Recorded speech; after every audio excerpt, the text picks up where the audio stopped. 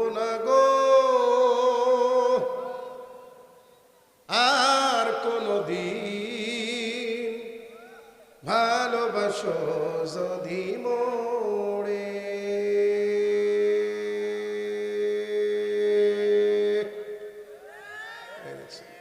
এই গান যদি মমতাজ পাগলি, এখন তো জেলখানায়, হ্যাঁ যদি আইসা বলতো ভুলবো না গো আর কোনোদিন, ভালোবাসো যদি মোরে, দেখতেন এলাকার মানুষের জায়গা দেওয়া যাইতো?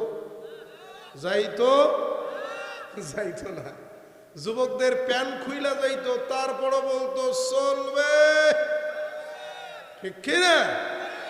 অথচ কোরআনের মাহফিলে লোক বুড়ের দাঁত হইয়াছে নাডার পাডার, বুড়ের দাঁত হইয়াছে নাডার পাডার, চামড়া হইয়াছে ঢিল, এই তো বুড়ার সিন, চিন্তা করে দেখড়ে বুড়ার বাজবি কয়দিন।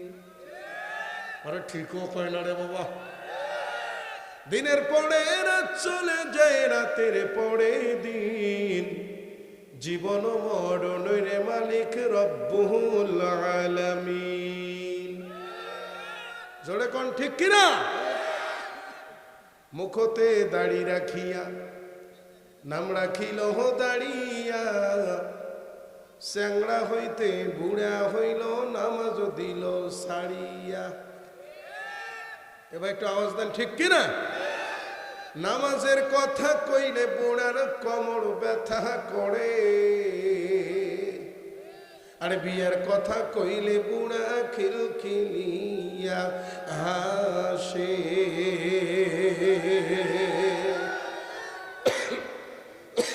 এলাকা অনেক মুরব্বী আছে,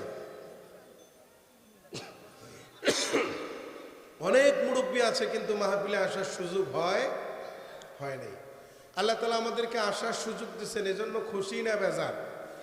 কারা কারা খুশি আছেন একটু হাত তুলে তাকবীর দিয়ে দেখাই দেন দেখি। নারায়ে তাকবীর, নারায়ে তাকবীর। আল কোরআনের আলো, আল হাদিসের আলো, এক হাতে তরবারি এক হাতে কোরআন, সামনে এগিয়ে চলো মুসলমান, ঠিক কিনা? এক হাতে তরবারি এক হাতে কোরআন, সামনে এগিয়ে চলো মুসলমান। আমাদের নেই ভয়, সাথে প্রভু দয়াময়, আমরাই উঠাবো কালিমার নিশান। নারায়ে তাকবীর,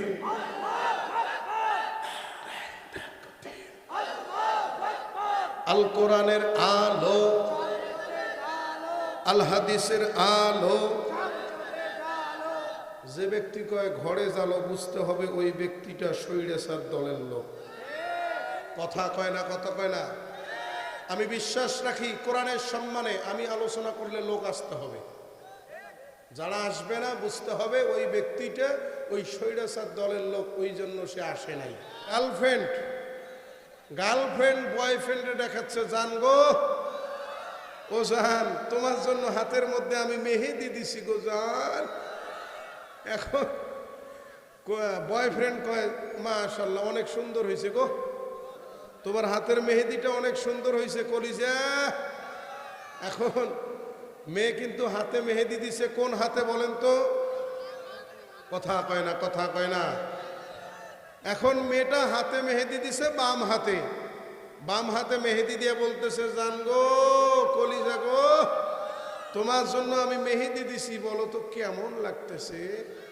এখন যুবকটা কয় অনেক সুন্দর লাগতেছে, আই লাভ ইউ জান। এই কথা বলে হাতটা আস্তে আস্তে আস্তে আস্তে করে মুখের কাছে নিয়ে আইসা একটা আচ্ছা বলেন তো এই হাতটা কোন হাত? যুবকরা কথা বলেন, এই হাতটা কোন হাত? জোরে কোন কোন হাতে উম্মা দিল? বলেন বলেন বলেন, এই হাত দিয়া কি হয়? কি হয়?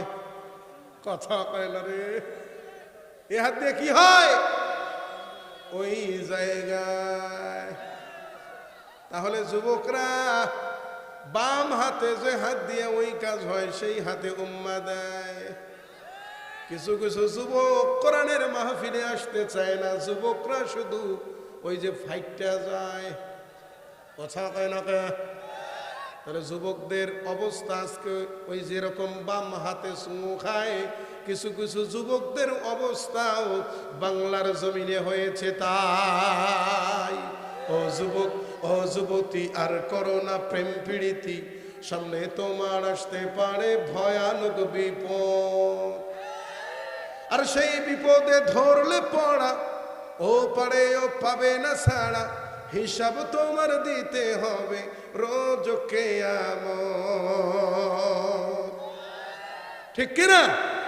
ও যুবক, ও যুবতী, আর করো না প্রেম পীড়িতি, সামনে তোমার আসতে পারে ভয়ানক বিপদ। প্রেমের পরিণীতি জানতে চাও যদি কান পেতে শোনো এখন, পিয়ার বাবা যদি জানতে পারে গলা চেপে ধরবে তখন। আরে হায় হায় হলো কি, বিনিময়ে পেলে কি বুঝতে পারবে তখন। ও যুবক, বলেন বলেন, ও যুবক, ও যুবতী, আর করো না প্রেম পীড়িতি, সামনে তোমার আসতে পারে ভয়ানক বিপদ। ঠিক কিনা? এই জন্য যুবকেরা সাবধান, দেখি শুনি একটু লাইন মাইড়েন। ঠিক কিনা? যাই হোক, যুবকেরা যারা আসছেন আলহামদুলিল্লাহ, আলহামদুলিল্লাহ, এখন একটু ভালো লাগতেছে। আপনারা কি আমাকে একটু সময় দিবেন? আমার আলোচনা যতক্ষণ আপনারা থাকবেন ততক্ষণ চলবে। আসলে এখানে মাহফিল, মুকুল ভাই কি এখানে আছে? কোথায় মুকুল ভাই? আছে। যাই হোক, উনি আয়োজন করেছে আলহামদুলিল্লাহ, কিন্তু সিস্টেম করতে পারেন নাই। ওনাকে আমি কিছু পরামর্শ দিয়ে যাব ইনশাল্লাহ। লোকজন আরও আসতো, সময় মতো আমাকে 10টায় যদি উঠাই দিত, লোক আসতো। লোক আসতে হবে। এটা টান, কিসের টানে আসবে ভাই? এটা একটু ঠিক করেন। হ্যাঁ, এটা ঠিক করেন, না হলে কিন্তু আলোচনাকে বন্ধ করে চলে যাব। কিসের টানে আসতে হবে? কোরআনের টানে আসতে হবে। কারণ আগামীর বাংলাদেশ কোরআনের, আগামীর বাংলাদেশ কোরআনের বাংলাদেশ, আগামীর বাংলাদেশ টুপিওয়ালার বাংলাদেশ, আগামীর বাংলাদেশ জামাত ইসলামের বাংলাদেশ। কথা বলেন ঠিক কিনা? আমার প্রাণের ভাইরা, আমার একটাই প্রাণের দাবি জানাবো, এই বেতগাড়ি গঙ্গাস্থল থেকে আমরা একটাই দাবি জানাবো, একটাই শপথ গ্রহণ করব, আমরা এমন ব্যক্তিকে আগামীর পার্লামেন্টে দেখতে চাই, যেই ব্যক্তি জুমার খুতবা দিতে পারে। আমরা সেই ব্যক্তিকে পার্লামেন্টের সদস্য হিসেবে দেখতে চাই। কারা কারা দেখতে চান দুহাত তুলে তাকবীর দিয়ে আল্লাহর দেখায় দেন। আল্লাহ কবুল করুক, পড়েন আমিন, জোরে পড়েন আমিন। তাহলে আগামীর বাংলাদেশ কিসের বাংলাদেশ? ঠিক আছে, চলবে। আগামীর বাংলাদেশ কোরআনের বাংলাদেশ, আগামীর বাংলাদেশ ইসলামের বাংলাদেশ, আগামীর বাংলাদেশ টুপিওয়ালার বাংলাদেশ। কথা বলেন ঠিক কিনা? এজন্য কোরআনের মাহফিলে আমরা এখন থেকে যেহেতু সুযোগ এসেছে, আমরা এই সুযোগে যদি আমরা এক হতে না পারি, আলহামদুলিল্লাহ সুম্মা আলহামদুলিল্লাহ, 8টি ইসলামী দল ঐক্য হয়েছে। ঠিক কিনা? তবে মনে রাখবেন ভাই, এত কথা হইলে তো হইবে না ভাই। মনে রাখবেন,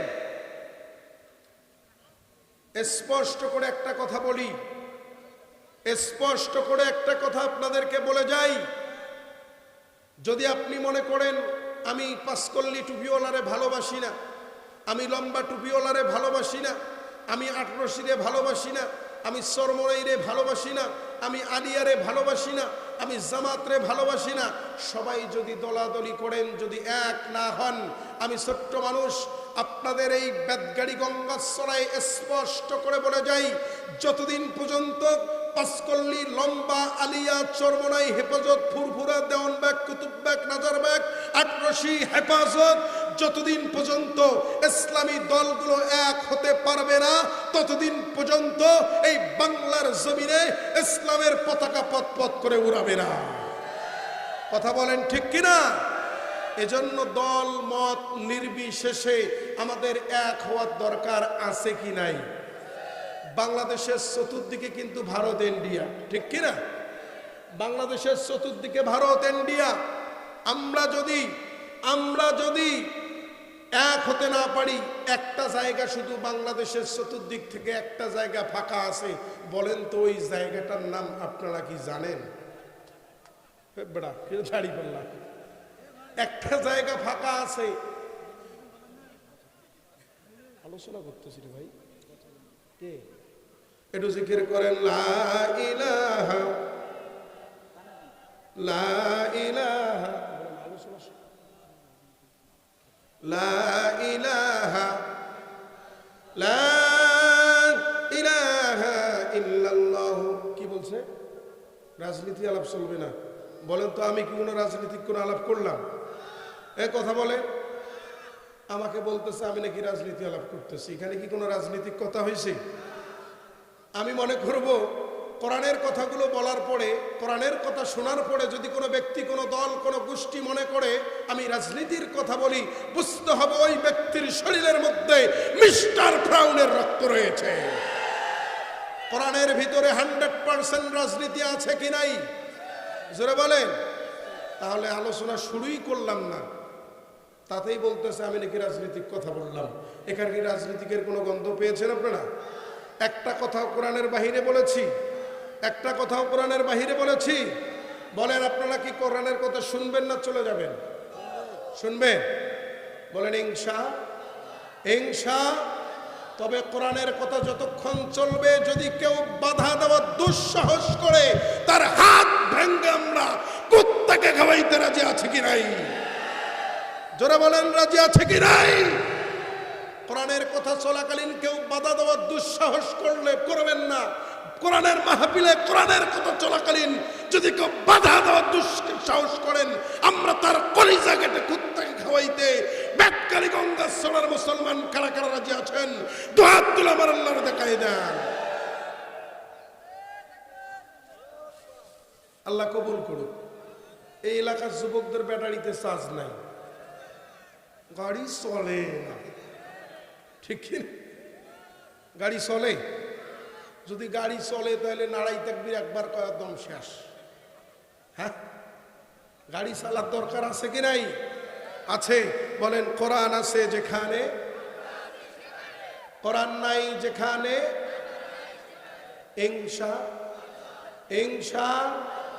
আল্লাহ। আমি যে কথা বলতেছিলাম, যদি ঐক্য হতে না পারেন, এক হতে না পারেন, বাংলাদেশের চতুর্দিকে কিন্তু ভারত ইন্ডিয়া একটা জায়গা ফাঁকা আছে, সেই জায়গাটার নাম হচ্ছে বঙ্গোপসাগর। কথা কয় না? যদি এক হইতে না পারেন ভাইও, ওই বঙ্গোপসাগরে ডুবে মরা ছাড়া মুসলমানের আর কোনো রাস্তা থাকবে নয়াকারে না, ঠিক কি না? কথা কন না কেন? এই আপনারা একটু সামনে এসে, যারা চেয়ারে বসছেন সামনে এসে, আমার প্রাণের ভাইয়েরা। তাহলে আমরা কোরআনের কথা শুনবো কতক্ষণ? হ্যাঁ, সারা রাত চলবে। কে কে সারা রাত শুনতেছেন একটু হাত তুলে দেখান তো দেখি। মাশাআল্লাহ মাশাআল্লাহ মাশাআল্লাহ। আল্লাহ কবুল করুক। পড়েন আমিন, জোরে পড়েন আমিন। সারা রাত চলবে। আপনারা থাকলে আগামীকাল আমার মাহফিল আছে, ওই মাহফিলটা কে করবে? আমার ওস্তাজ মাওলানা আলিমুল ইসলাম আজাদি সাহেব, আমার ওস্তাজের বাবা ইন্তেকাল করেছে, হার্ট অ্যাটাক করেছে। ওনাকেও আমার দেখতে যাওয়া লাগবে এই মাহফিল শেষ করে। আসলেই আমরা প্রতিদিন কন্টিনিউ কম বেশি মাহফিলে আলোচনা করি। আগামীকাল দিনের বেলাও আমার মাহফিল আছে।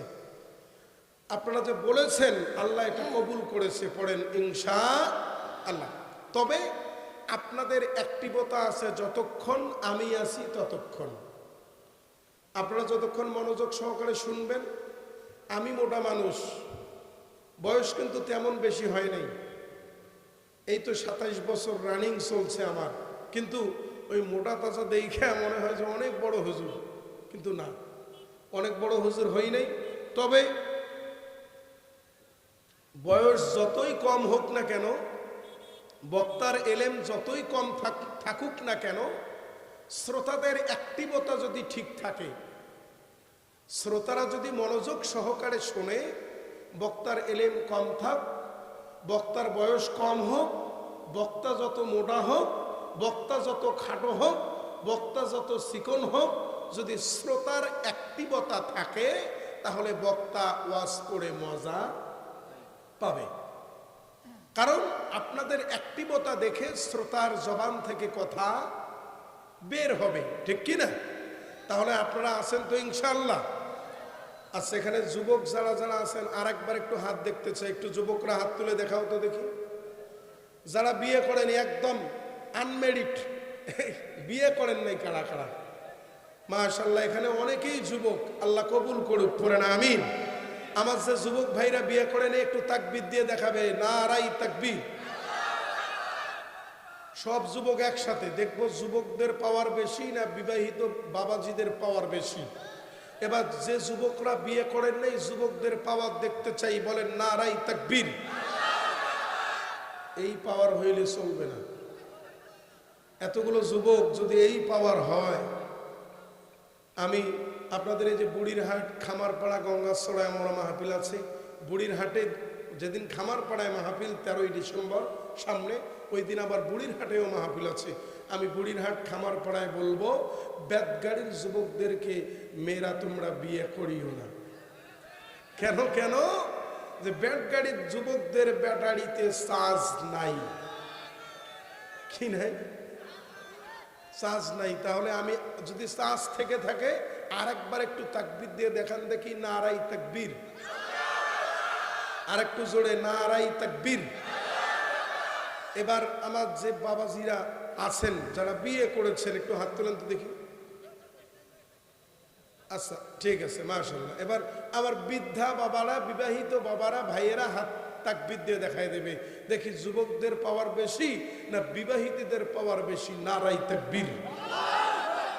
মাশাআল্লাহ, যুবকদের চেয়ে এত বিবাহিতদের পাওয়ার বেশি দেখতেছি। আচ্ছা, ডাইনে বামে সামনে পেছনে যারা আছেন একটু একসাথে তাকবীর দিয়ে দেখান তো দেখি। নারাই তাকবীর, নারাই তাকবীর। আল কোরআনের আলো আল্লাহ কবুল করুক, পড়েন আমিন।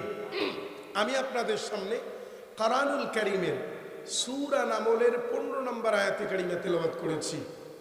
আল্লাহ তাআলা এই আয়াতের ভিতরে কি বলতেছেন সবাই আমার সাথে পড়েন। আসুন আমরা মূল আলোচনায় এবার চলে যাব। কেউ উঠবেন না। কেউ উঠবেন কি? কেউ যদি ওঠেন একটু হাত তুলে দেখান তো, হুজুর আমি উঠবো। এই যে 2 জন উঠলো অলরেডি, 3 জন। যারা ওঠার এখনো উঠে নেন, আলোচনা শুরু করার পরে আমার আলোচনা শুনলে টক পাবেন, ঝাল পাইবেন, হাসি পাইবেন, কান্না পাইবেন, শুনবেন ইনশাআল্লাহ।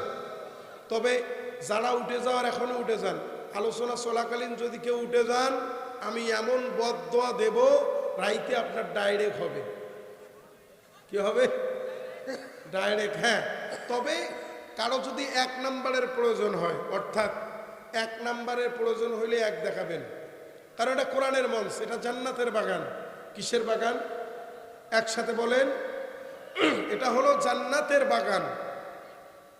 এই জান্নাতের বাগান থেকে যদি আপনি 1 করতে চান তাহলে 1 দেখাবেন, যদি আপনি টয়লেটে যান তাহলে 2 দেখাবেন, আর যদি কারো এইটার প্রয়োজন হয় 3 দেখাবেন। এই যে কত দেখাবেন? জোরে কর। তাহলে কেউ উঠবেন না তো ইনশাআল্লাহ? কথা দিছেন? একটু হাত তুলে দেখান তো, একটু হাতগুলো লাড়া দেন। নারাই তাকবীর। হুজুর আলোচনা করবে যতক্ষণ ইনশা। এই বেটা হাত তুলে নেই কি বেহে টুপিওয়ালা। যেহেতু আমরা রংপুরের মানুষ, রংপুরের কথা ওয়াজ কর্ম, ঠিক কিনা? এ বেহে তুই হাত তুলিস নেই কে বেহে? হ্যাঁ, তুলছে রে, আল্লাহ কবুল করুন। তাহলে আসেন আমরা এখন মূল আলোচনায় চলে যাই। কোরআনুল কারীমের সূরা নামলের 15 নম্বর আয়াতে কারিমা তেলাওয়াত করেছি। সবাই আমার সাথে পড়েন, আউযু বিল্লাহি মিনাশ শাইতানির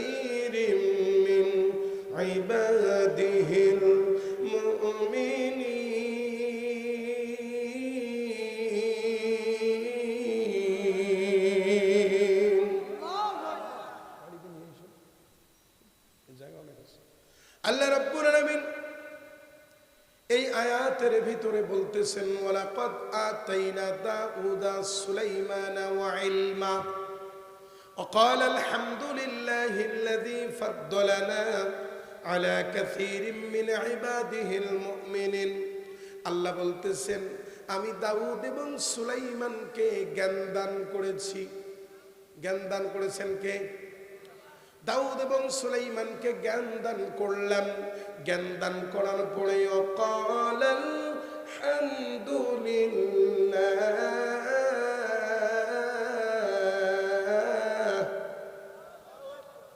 দাউদ এবং সুলাইমান জ্ঞান পাওয়ার পরে শুকরিয়া আদায় করলো আল্লাহ কার? আল্লাহ তাআলার। দাউদ এবং সুলাইমান জ্ঞান পাওয়ার পরে শুকরিয়া আদায় করলো আল্লাহর। ফাদ্দালানা আলা কাসীরিম মিন ইবাদিহিল মুমিনিন আল্লাহ অনেক মুমিন বান্দার থেকে আমাদেরকে শ্রেষ্ঠত্ব দান করেছো। এজন্য দাউদ এবং সুলাইমান জ্ঞান দান করে জ্ঞান পাওয়ার পরে শুকরিয়া আদায় করেছে কার? জোরে বলেন। আল্লাহ তাআলা শুকরিয়া আদায় করেছে। ও বেদগাড়ি গঙ্গাছড়ার মুসলমান, এখানে যে যুবক ভাইরা আছেন এই আলোচনাটা যুবক ভাইদের জন্য ভেরি ভেরি ইম্পর্টেন্ট, খুবই দরকার। মাদ্রাসার তালবে ইলম কয়েকজন দেখতে পাচ্ছি, তালবে ইলমদের জন্য আলোচনাটা খুবই ইম্পর্টেন্ট দরকার। মা বোনদের জন্য আলোচনাটা ইম্পর্টেন্ট দরকার। সর্বস্তরের মানুষের জন্য আলোচনাটা শোনা খুবই জরুরি। আল্লাহ তাআলা কি বললেন? আল্লাহ বললেন দাউদ এবং সুলাইমানকে আমি আল্লাহ যখন জ্ঞান দান করলাম, দাউদ এবং সুলাইমান আমি আল্লাহর শুকরিয়া আদায় করলো। আজকের আলোচনার শিরোনাম হচ্ছে জ্ঞান দেওয়ার মালিক বলেন তো কে? সম্পদ দেওয়ার মালিক বলেন তো কে? ইজ্জত দেওয়ার মালিক কে? ইজ্জত দেওয়ার মালিক আল্লাহ, জ্ঞান দেওয়ার মালিক আল্লাহ। আমার আল্লাহ যদি আপনারে উপরে উঠায় আর দুনিয়ার সকল মানুষ যদি আপনাকে নিচে নামাইতে চায়, বলেন তো আল্লাহ যদি উপরে উঠাইতে চায়, মানুষ যত আপনাকে টেনে নিচে নামাইতে চাক না কেন, বলেন বলেন ওই মানুষকে আপনাকে কেউ নিচে নামাইতে পারবে নাকি? আল্লাহ যদি কাউকে বেইজ্জত করে আর দুনিয়ার সব মানুষ যদি তার ইজ্জত রক্ষা করে, বলেন তো তার ইজ্জত কি রক্ষা করতে পারবে? পারবে না। তাহলে এখান থেকে বুঝতে পারলাম সম্মান দেওয়ার মালিক কে, ইজ্জত দেওয়ার মালিক কে, বেইজ্জত করার মালিক কে। তাহলে জ্ঞান দেওয়ার মালিক কে? সবাই একসাথে জোরে বলেন কে? জ্ঞান দেওয়ার মালিক হচ্ছেন আমার আল্লাহ তাআলা। এই তো আপনাদের এখান থেকে কত কিলো দূরে নদী? কত কিলো হবে? 1 কিলো। 1 কিলো পার হলে নদী পাওয়া যায়। আহারে কত মানুষের আমি নিজের চোখে দেখেছি, কত মানুষের। আমি আপনাদের এই মিনার বাজারে কিছুদিন জমা পড়াইছিলাম, প্রায় 4 বছর। আহারে কত মানুষের তামাক সহ, ভুট্টা সহ, ধান সহ নদী ভেঙ্গে নিয়ে যায়। আহারে কত মানুষের তামাক হয় না, চোখের মধ্যে পানি আর পানি। কত মানুষের ধান ভালো হয় না, চোখের মধ্যে পানি আর পানি। কত মানুষের ধান সহজ নদীতে ভেঙে যাচ্ছে, ওই মানুষগুলোর চোখে পানি। আমার আল্লাহ বললেন বান্দা, ও বান্দা আমি আল্লাহ হইলাম রিজিক দেওয়ার মালিক।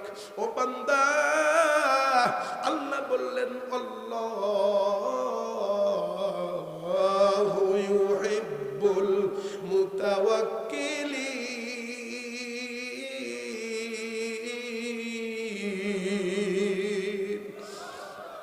আমার আল্লাহ বলতেছে আমার যে বান্দা আমি আল্লাহর উপর তাওয়াক্কুল করবে, আমি ওই তাওয়াক্কুলকারী বান্দাদেরকে ভালোবাসি। তাহলে আমার প্রাণের ভাইরা, আমি যে কথাটা বুঝাইতে চাইলাম, ভালোবাসে, তাহলে সদা সর্বদা আমরা ভরসা রাখবো কার উপর? জোরে বলেন কার উপর? আমরা যদি আল্লাহর উপর ভরসা রাখতে পারি, আমার আল্লাহ ওই বান্দাদেরকে ভালোবাসবেন। আমার প্রাণের ভাইরা, আমার বন্ধুগণ, এই মাহফিলটা মরহুম রাজা মিয়া ফাউন্ডেশন ও মানব সেবা সংগঠনের উদ্যোগে কিন্তু মাহফিল, ঠিক কিনা বলেন? আমার প্রাণের ভাইরা, অথচ মাহফিলে লোক নাই। এই কারণের মাহফিল, কোরআনের ময়দান। আমি আপনাদের কাছে জানতে চাই, এখানে যতগুলো মানুষ আছেন, একজন কি এরকম করে হাত তুলে বলতে পারবেন, আমার সাথে কাল ভৈরব থেকে আমার রফিকুল ভাই এসেছেন, আমার পাশের এলাকায় বাড়ি, এই ভাই থেকে শুরু করে, মাহফিলের সভাপতি আপনি কে? না কথা কয় না, সেক্রেটারি, মাহফিলের সভাপতি মাহফিলে নাই, সভাপতির নাম কি? শহীদুল মুন্সি। যে ব্যক্তি মাহফিলের সভাপতি হয়ে উপস্থিত থাকতে পারবে না, তাকে সভাপতি বানানো যাবে? যাবে? যাবে না। মাহফিলের সভাপতি মাহফিলে থাকবে, প্রধান অতিথি মাহফিলে বসে ওয়াজ শুনবে, ঠিক কিনা? আমি যে কথাটা বলতেছিলাম, আমার প্রাণের ভাইয়েরা, সভাপতির বিরুদ্ধে আমার ওয়াজ নাই, প্রধান অতিথির বিরুদ্ধে আমার ওয়াজ নাই, জামাতের বিরুদ্ধে আমার ওয়াজ নাই, তবে আমার একটাই ওয়াজ, যদি কেউ বলে আমি জামাতের লোক, যদি কেউ বলে আমি শিবিরের লোক, ওই যদি শিবিরের লোক হয়ে কোরআনের বিরুদ্ধে কথা বলে, আমি তার বিরুদ্ধে কথা বলবো। কথা কেন কেন? কেউ যদি জামাত যদি কোরআনের বিরুদ্ধে কথা বলে, আমরা জামাতকে সাথ দেব। যদি আওয়ামী লীগ কথা বলেছিল, বিদায় হয়েছে, যদি বিএনপির কোন লোক, বিএনপির কোন নেতা কোরআনের বিরুদ্ধে কথা বলে, আমরা বিএনপির নেতাকেও সাথ দেব। দেব? তাহলে কোরআনের বিরুদ্ধে যারাই যাবে, আমরাই তার বিরুদ্ধে, ঠিক কিনা? কোরআনের বিরুদ্ধে যারাই কথা বলবে, কোরআনের বিরুদ্ধে যারাই কথা বলবে, আল্লাহর নবীর ইজ্জত যারা নষ্ট করার দুঃসাহস করবে, আমরা বেদগাড়ির মুসলমান কারা কারা আছি যারা কোরআনের বিরুদ্ধে, নবীর বিরুদ্ধে কথা বলার দুঃসাহস করবে, বেদগাড়ির মুসলমান কারা কারা আছেন, তার জিহ্বা কেটে কুত্তাকে খাওয়াইতে একটু হাত তুলে তাকবীর দিয়ে দেখান, নারাই তাকবীর। তাকবীর দেওয়ার লোক নাই, নারাই তাকবীর, নারাই তাকবীর। আল্লাহ কবুল করুক, পড়েন আমিন। আমি যে কথাটা বলতেছিলাম, আজকের মাহফিলের সভাপতি থেকে শুরু করে, আমার প্রিয় রফিকুল ভাই থেকে শুরু করে, এখানে যত মানুষ আছেন, আমি থেকে শুরু করে পর্দার আড়ালে যে মা বোনেরা আছেন, মা বোন থেকে শুরু করে একজন কি এরকম করে হাতটা টান টান করে বলতে পারবেন, হুজুর আমার জীবনে ছোট বড় গুনাহ নাই?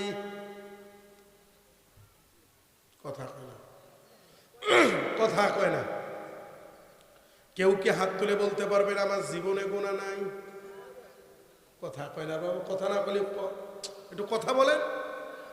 কেউ কি হাত তুলে বলতে পারবেন? একজনও কিন্তু হাত তুলে বলতে পারলেন না আপনার জীবনে গুনাহ নাই। তাহলে আমাদের সকলের জীবনে গুনাহ আছে কি নাই? সকলের জীবনে গুনাহ আছে। আমার আল্লাহ কিন্তু বলেছে, ইন্নাল্লাহা ইউহিব্বুত তাওয়াবিন।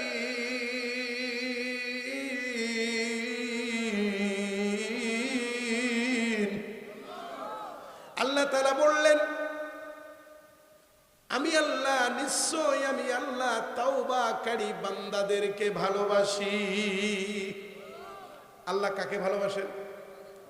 তাহলে আপনারাই কিন্তু বললেন আপনাদের সকলের জীবনে গুনাহ আছে। কথা কয় না। আপনারা সবাই বললেন আপনাদের জীবনে, কেউ হাত তুলে বলতে পারেন নাই আমার জীবনে গুনাহ নাই। তাহলে বলেন তো ভালোবাসেন আল্লাহ কাকে? এ ভাই, আপনারা আমার কথা বুঝতেছেন? বোঝেন না? একটু শব্দ দিবেন, আওয়াজ করবেন। আল্লাহ কাকে ভালোবাসে? প্রতিদিন তো ওয়াজ শোনেন, আপনারা তো ভাইরাল লোক হইলে এতক্ষণ জায়গা হইতো না।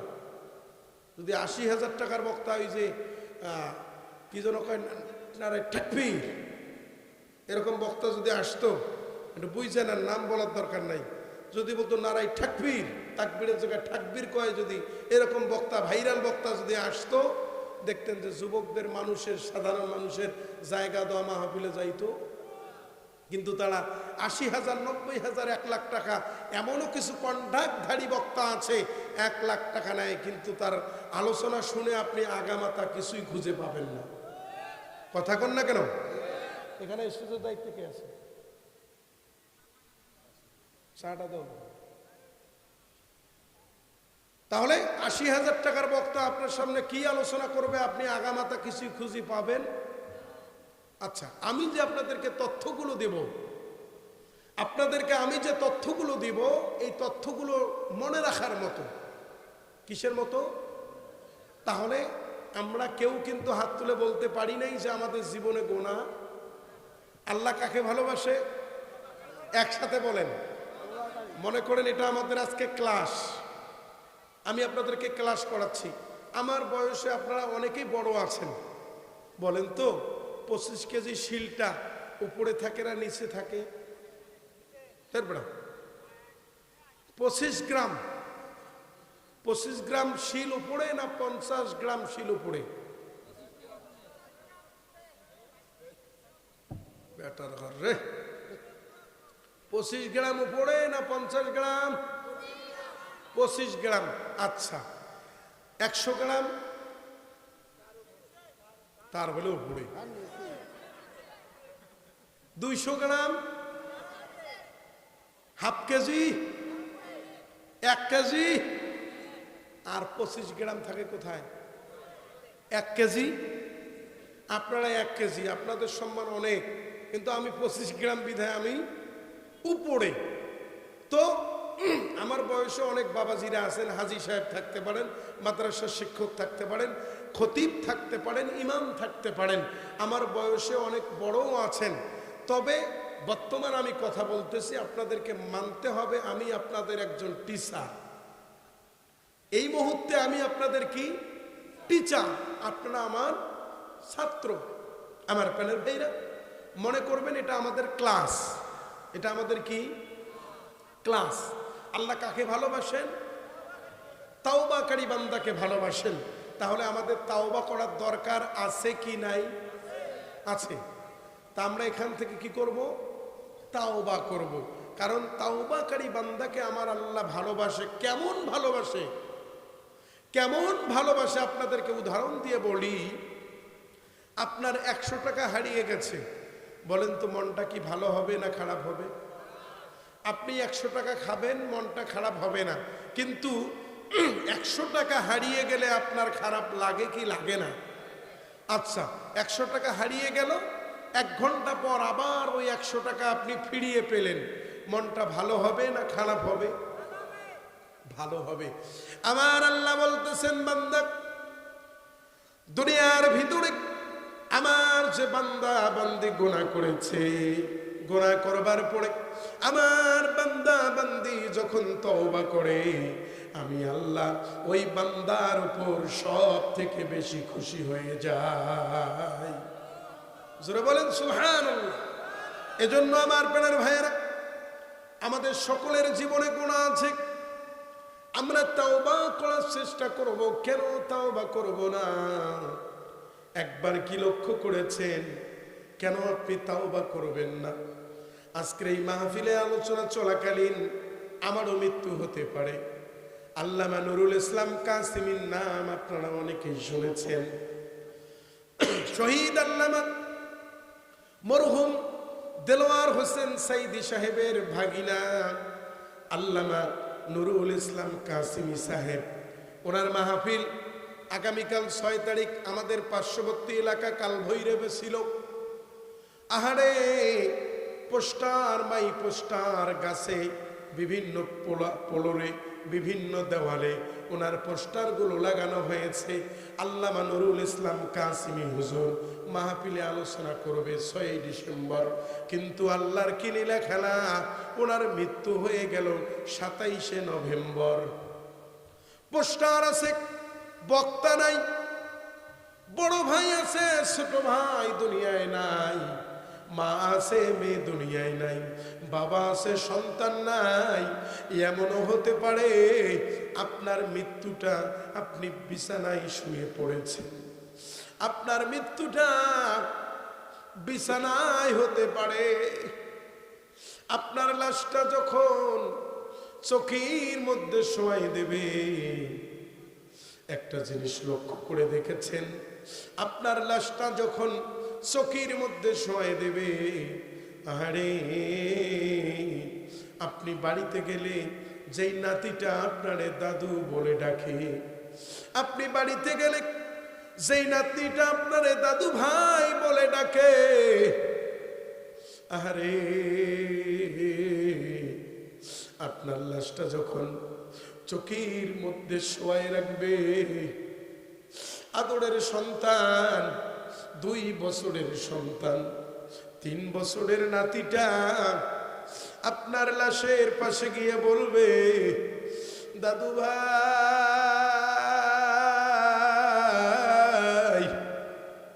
ও দাদু ভাই, আমার জন্য তুমি কি মজা আনছো রে দাদু ভাই। আমার পেটের ভাইরা,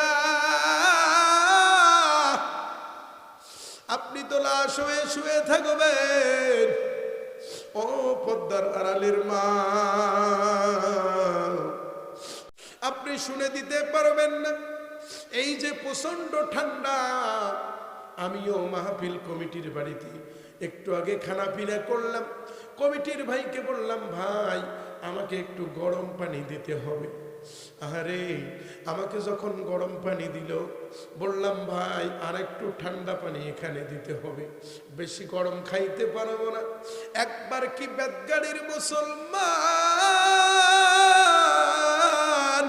একবার কি লক্ষ্য করে দেখেছেন, একবার কি ভেবেছেন, আপনার লাশটা যখন চোখের মধ্যে শোয়ানো থাকবে, আপনার ওই লাশের মধ্যে, শরীরের মধ্যে যখন বড়ই পাতার গরম পানি আপনার শরীরের মধ্যে দেবে, যতই গরম হোক না কেন, বলেন তো, যখন আপনার শরীরের মধ্যে পানিটা ঢালবে, যদি পানিটা বেশি গরম হয়, আপনি কি একবার চিৎকার করে বলতে পারবেন যে পানিটা আর একটু ঠান্ডা করেন? কথা কর না কেন? ও বেদগাড়ির মুসলমান, আপনিও বলতে পারবেন না, আমি নাজমুল হাসান সিদ্দিকীও বলতে পারবো না। আপনার কানের মধ্যে তুলা দেবে, নাকের মধ্যে তুলা দেবে। কেন তুলা দেবে রে বাবা? তুলাটা এই জন্য দেবে, গোসল করার সময় যদি নাক দিয়া পানি ঢোকে, আপনি কিন্তু বলতে পারবেন না। দুনিয়াতে চলার পথে অনেকে আপন হয়, প্রাণের পাখি বেরিয়ে গেলে কেউ তো কারো নয় রে মন, কেউ তো কারো নয়। সেদিন তোমার আপন হবে,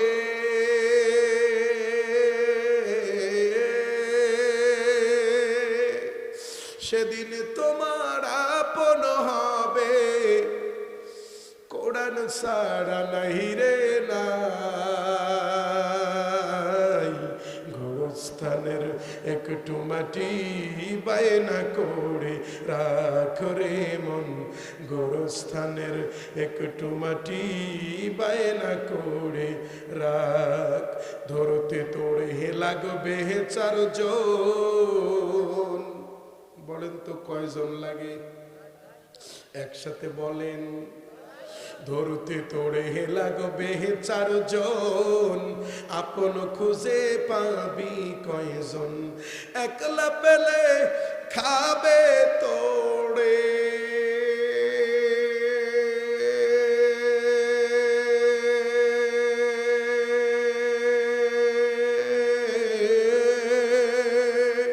একলা পেলে খাবে তোড়ে সিল শকুনার কাকড়ে, ঠিক কিনা? গোরস্থানের একটু মাটি বায়না করে রাখরে মন, গোরস্থানের একটু মাটি বায়না করে পড়ে না আমিন? তাহলে আমার প্রাণের ভাইরা, এই দুনিয়াতে আপনাকে আমাকে তওবা করার দরকার আছে কি নাই? আপনার কাছে আপনার এলাকার এক ব্যক্তি আপনার সাথে বেয়াদবি করেছে, আপনি ওই ব্যক্তিকে শাস্তি দেওয়ার জন্য খোঁজেন কিনা? কেন আপনার সাথে বেয়াদবি করলো তাকে আপনি শাস্তি দেওয়ার জন্য খোঁজেন, কিন্তু আমার আল্লাহ এমন এক আল্লাহ বান্দাকে খোঁজে মাফ করে দেওয়ার জন্য। জোরে বলেন সুবহানাল্লাহ। তাহলে আমাদের প্রাণের ভাইরা, আমার আলোচনার শিরোনামটা যেন কি ছিল? জ্ঞান দেওয়ার মালিককে। জোরে বলেন, জ্ঞান দেওয়ার মালিক আল্লাহ। আসুন আমরা মূল আলোচনায় চলে যাই। দাউদ আলাইহিস সালামকে আল্লাহ জ্ঞান দান করলেন। বলেন তো, আমরা সদা সর্বদা জ্ঞান কার কাছে চাইব? আল্লাহ সেই কথাও শিখাই দিয়েছেন, রব্বি জিদনি ইলমা। আল্লাহু আকবার। আল্লাহ রাব্বুল আলামিন শিখাই দিলেন, বান্দা তোমরা আমি আল্লাহর কাছে জ্ঞান চাও। তোমরা যদি আমি আল্লাহর কাছে জ্ঞান চাইতে পারো, আমি আল্লাহ তোমাদেরকে জ্ঞান দিয়ে দেব। দাউদ এবং সুলাইমানকে আল্লাহ জ্ঞান দান করলেন, আল্লাহ আমাদেরকে সামান্যতম জ্ঞান দান করেছেন। ওমা উতিতুম মিনাল ইলমি ইল্লা কলিলা।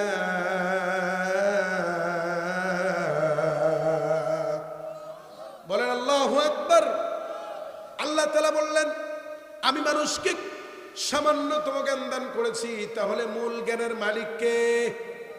জোরে বলেন কে? মূল জ্ঞানের মালিক হচ্ছেন আমার আল্লাহ। আমার প্রাণের ভাইরা, তাহলে জ্ঞান দেওয়ার মালিক আল্লাহ। দাউদ আলাইহিস সালাম জ্ঞান কিভাবে আমরা পাবো? আল্লাহর কাছে চাইলে আল্লাহ আপনাকে কিভাবে দিয়ে দিবেন? দাউদ আলাইহিস সালাম বুড়ো হয়ে গেলেন। দাউদ আলাইহিস সালামের দাড়িগুলো পেকে গেল, চুলগুলো পেকে গেল। দাউদ আলাইহিস সালাম মনে মনে চিন্তা করতে লাগলেন, আল্লাহ আমি তো বুড়ো হয়ে গেলাম, আমার চুল পেকে গেল, দাড়ি পেকে গেল। আল্লাহ আমি মরে যাওয়ার পরে কে নবী হবে? আপনিও চিন্তা করেন, আমি তো বুড়ো হয়ে গেলাম, আমার বয়স হয়ে গেল। মানুষের কাছে গল্প করেন, আমি মরে যাওয়ার পরে আমার সন্তানটা কি খাবে? এরকম চিন্তা করেন কি করেন না? জোরে বলেন। এরকম চিন্তা করেন, আমি মরে যাওয়ার পরে কি খাবে আমার সন্তান? আমি আপনাদেরকে উঠতেছেন কেন? এই ফাঁকা জায়গাটা একটু পূরণ করেন তো, একটু জিজ্ঞেস করেন লা ইলাহা। ভাই একটু সবাই ফাঁকা জায়গাটা পূরণ করি। যে উঠবে না মনে করতে হবে ওই ব্যক্তি স্বৈরাচার দলের লোক। একটু সবাই ফাঁকা জায়গাটা পূরণ করেন, লা ইলাহা। এ যুবক ভাইরা, যুবকেরা একটু সামনে আসো। এই যুবকেরা যদি একবার মাথা ছাড়া দেয়, বাংলার জমিনে কোন নাস্তিক মুরতাদ কোরআনের বিরুদ্ধে কথা বলার দুঃসাহস করবে না। যুবকেরা দেখিয়ে দিয়েছে বাংলাদেশকে দ্বিতীয়ভাবে স্বাধীন করে। কথা বলেন ঠিক কিনা? এই যে যুবক ভাইরা একটু কথা শুনতে হবে, একটু সামনে আসেন।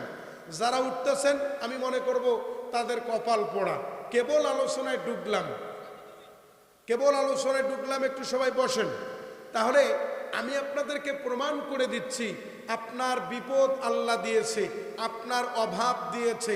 আপনি যদি আল্লাহর কাছে চাইতে পারেন, আল্লাহ দিতে পারেন কি পারেন না? আমি সেটাই আপনাদেরকে প্রমাণ করে দিচ্ছি। আমার প্রাণের ভাইয়েরা, দাউদ আলাইহিস সালাম বুড়ো হয়ে গেলেন। চিন্তা করতে লাগলেন, রব্বুল আলামিন আমি তো বুড়ো হয়ে গেলাম, আল্লাহ গো আমি মরে যাওয়ার পরে কে নবী হবে, এই চিন্তা করতে লাগলেন। যেমন আমাদের সমাজে, আমাদের দেশে পীর যদি মারা যায় তার সন্তান কিন্তু পীর হয়, ঠিক কিনা? আমার প্রাণের ভাইয়েরা, দাউদ আলাইহিস সালাম বুড়ো হয়ে গেলেন, চিন্তা করতে লাগলেন, আল্লাহ আমি মরে যাওয়ার পরে কে নবী হবে। আমার আল্লাহ দাউদের এই চিন্তাটা, দাউদের এই খবরটা শুনতে পারলেন। আমার আল্লাহ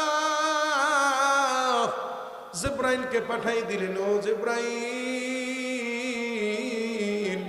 ও যুবক ভাইয়েরা তোমরা ভালো করে শোনো, কলেজ ইউনিভার্সিটিতে যারা পড়ো, মাদ্রাসায় যারা মুখস্থ করো, তোমাদের জন্য আলোচনাটা শুনো, খুবই জরুরি। দাউদ আলাইহিস সালাম, সুলাইমান আলাইহিস সালাম কিভাবে জ্ঞান পাইল, আল্লাহরে ডাকার কারণে আমার আল্লাহ কত বড় খুশি হয়ে গেলেন। দাউদ আলাইহিস সালাম যখন চিন্তা করলেন, আল্লাহ আমি মরে যাওয়ার পরে কে নবী হবে, এই চিন্তা যখন করলেন, আমার আল্লাহ জিবরাইলকে পাঠাই দিলেন, ও জিবরাইল যাও যাও, আর দেরি করো না রে জিবরাইল, আমার দাউদ বড় চিন্তায় পড়েছে, সে মরে যাওয়ার পরে কে নবী হবে। জিবরাইল আলাইহিস সালাম দাউদ নবীর কাছে চলে আসলেন, এসে বলতেছে, ও আল্লাহর নবী দাউদ, আপনি চিন্তা করলেন আপনি মরে যাওয়ার পরে কে নবী হবে, আমার আল্লাহ আপনার কাছে এই বক্সটা নিয়ে আমাকে পাঠাই দিয়েছে। ও আল্লাহর নবী দাউদ, এই বক্সের ভিতরে কি আছে? আপনার 19 জন সন্তান রয়েছে, এই 19 জন সন্তানের মধ্যে যেই সন্তান বলতে পারবে এই বক্সের ভিতরে কি আছে, আমার আল্লাহ তার এই নবী বানাই দিবে। জোরে বলেন না সুবহানাল্লাহ। দাউদ আলাইহিস সালামের কাছে জিবরাইল, আল্লাহ কি পাঠাই দিলেন জিবরাইলকে? একটা বক্স। খুবই ইম্পর্টেন্ট আলোচনা, খুবই ইম্পর্টেন্ট আলোচনা। তো দাউদ আলাইহিস সালামকে বলা হলো, আপনার 19 জন সন্তানের মধ্যে যেই সন্তান বলতে পারবে এই বক্সের ভিতর কি আছে, আমার আল্লাহ তারে নবী বানাই দিবেন। আস্তে কোন সুবহানাল্লাহ, সারা ফেলে দিতে চাই, জোরে কোন সুবহানাল্লাহ। তাহলে এবার মূল আলোচনা, খুবই একটা ইম্পর্টেন্ট আলোচনা। দেখেন, দাউদ আলাইহিস সালাম 19 জন সন্তানকে ডাকলেন। কয়জন সন্তান? আর বর্তমান শিক্ষিত সমাজ থেকে শুরু করে আপনার দেশের প্রধান যিনি ছিলেন স্বৈরাচার, এই স্বৈরাচার থেকে শুরু করে সবার একটাই স্লোগান ছিল, 2টার বেশি নয়, একটা হলে ভালো হয়, ঠিক কিনা?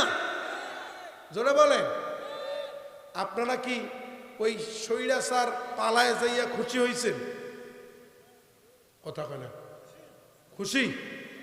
আমরা এখনো খুশি হইতে পারি নাই, বুকের ভিতরে ব্যথা এখনো রয়ে গেছে।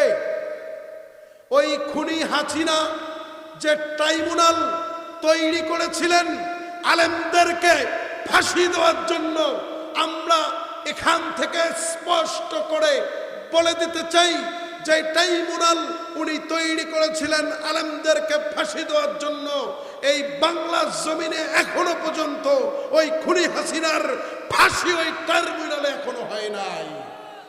আমরা একটাই প্রাণের দাবি জানাবো, একটাই প্রাণের দাবি জানাবো, যখন সরকার গঠন হবে, জামাত আসুক, বিএনপি আসুক, কোনো সমস্যা নাই, যেই সরকারই ক্ষমতায় আসুক না কেন, ওই স্বৈরাচারদের বিচার প্রকাশ্য দিবালোক করতে হবে। কথা বলেন ঠিক কিনা? আমাদের প্রাণের দাবি একটাই, জোরে বলেন ইনশাআল্লাহ। 19 জন সন্তান ছিলেন দাউদ আলাইহিস সালাম, 19 জন সন্তানকে ডাকলেন, ও বাবা তুমি তো আমার বড় ছেলে, ও বাবা বলো বলো এ জয় বাংলা কায় করে? স্লোগান কে দিল রে জয় বাংলা? এ বেটাক ধর, এ বেটাক ধর। এখন এখন কোন স্লোগান আর জয় বাংলা চলবে না, এখন স্লোগান একটাই হবে, নারাই তাকবীর। জোরে বলেন ঠিক কিনা? এখন তাকবীর হবে কি? নারাই তাকবীর, নারাই তাকবীর। আল কোরআনের আলো, আল হাদিসের আলো, কারে দিবা জোরে ধমক, কার মাথায় ভাঙবা লাঠি, ওই যে দেখো ডাকিতাছে তোমায় কবরের মাটি। সন্ধ্যার আগে যেদিন ডুববে রে বেলা, এক নিমিষেই ভেঙে যাবে সেদিন রঙ্গেরই মেলা। ঠিক কিনা? আমার প্রিয় জননেতা সুজন ভাইকে পেয়ে আমার কেন জানি সাহস আরো বেড়ে গেল। আমি স্পষ্ট করে আবারও বলতে চাই, যেহেতু আমাদের আইডল জননেতা সুজন ভাই আমার পাশে আছেন, এই মুহূর্তে কেউ যদি কোরআনের মাহফিলে বাধা দিতে আসে, তার পা কেটে কুত্তাকে খাওয়াইতে কারা কারা রাজি আছেন না? তো হাত তুলে তাকবীর দিয়ে আল্লাহকে দেখাই দেয়। আল্লাহ কবুল করুক। তবে আপনারা তাকবীরও শেখেন নাই। মমতাজ পাগলি আইয়ে যদি বলতো ফাইটটা যায়, লঙ্গি খুইলা যাইতো, তারপর বলতো চলবে চলবে। নিচের প্যান দেখা যাইতো, তারপর কইতো আল্লাহ কবুল করুক। আমিন কয় আবার রে। যাই হোক, আমি যে কথাটা বলতেছিলাম, দাউদ আলাইহিস সালামের সন্তান কয়জন ছিল? 19 জন। দাউদ নবী চিন্তা করলেন, আমি মরে যাওয়ার পরে নবী কে হবে? আমি মরে যাওয়ার পরে নবী কে হবে? আমার আল্লাহ তাআলা জিবরাইলকে পাঠাই দিলেন, জিবরাইল যাও যাও, এই বক্সটা তোমাকে দিয়ে দিলাম, দাউদ নবীর হাতে দিবা। দাউদ নবীর 19 জন সন্তানের মধ্যে যেই সন্তান বলতে পারবে এই বক্সের ভিতর কি আছে, আমি আল্লাহ তাকে নবী বানায় দিব। জোরে বলেন সুবহানাল্লাহ। দাউদ আলাইহিস সালাম তার বড় ছেলেকে ডাকলেন। বড় ছেলেকে যখন ডাকলেন, বাবা বলো, আমার আল্লাহ এই বক্সটা পাঠিয়ে দিয়েছেন, এই বক্সের ভিতর কি আছে? ও বাবা, তুমি যদি বলতে পারো রে, আমার আল্লাহ তোমারে নবী বানায় দিবে। বড় ছেলে একটা উত্তর দিলেন। বড় ছেলে বললেন, বাবা বক্সের ভিতর তালা দেওয়া, কি করে বলবো? ছোট ছেলেকে ডাকলেন। ছোট ছেলে একই কথা বললেন, বক্সের ভিতর তালা দেওয়া, কি করে বলবো? 18 জন সন্তান, 18 জন সন্তানকে ডাকলেন, একজন সন্তানও বলতে পারলেন না। আপনাদের কাছে জানতে চাই, দাউদ আলাইহিস সালামের সন্তান কয়জন ছিলেন? 19 জন সন্তান ছিল। 19 জন সন্তানের মধ্যে একদম ছোট্ট সন্তান, বলেন তো তার নাম কি? إذ قال له سليمان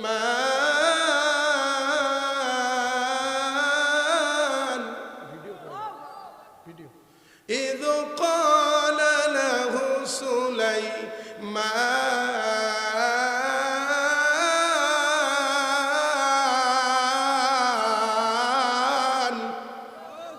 দাউদ আলাইহিস সালামের ছোট্ট সন্তান, তার নাম সুলাইমান।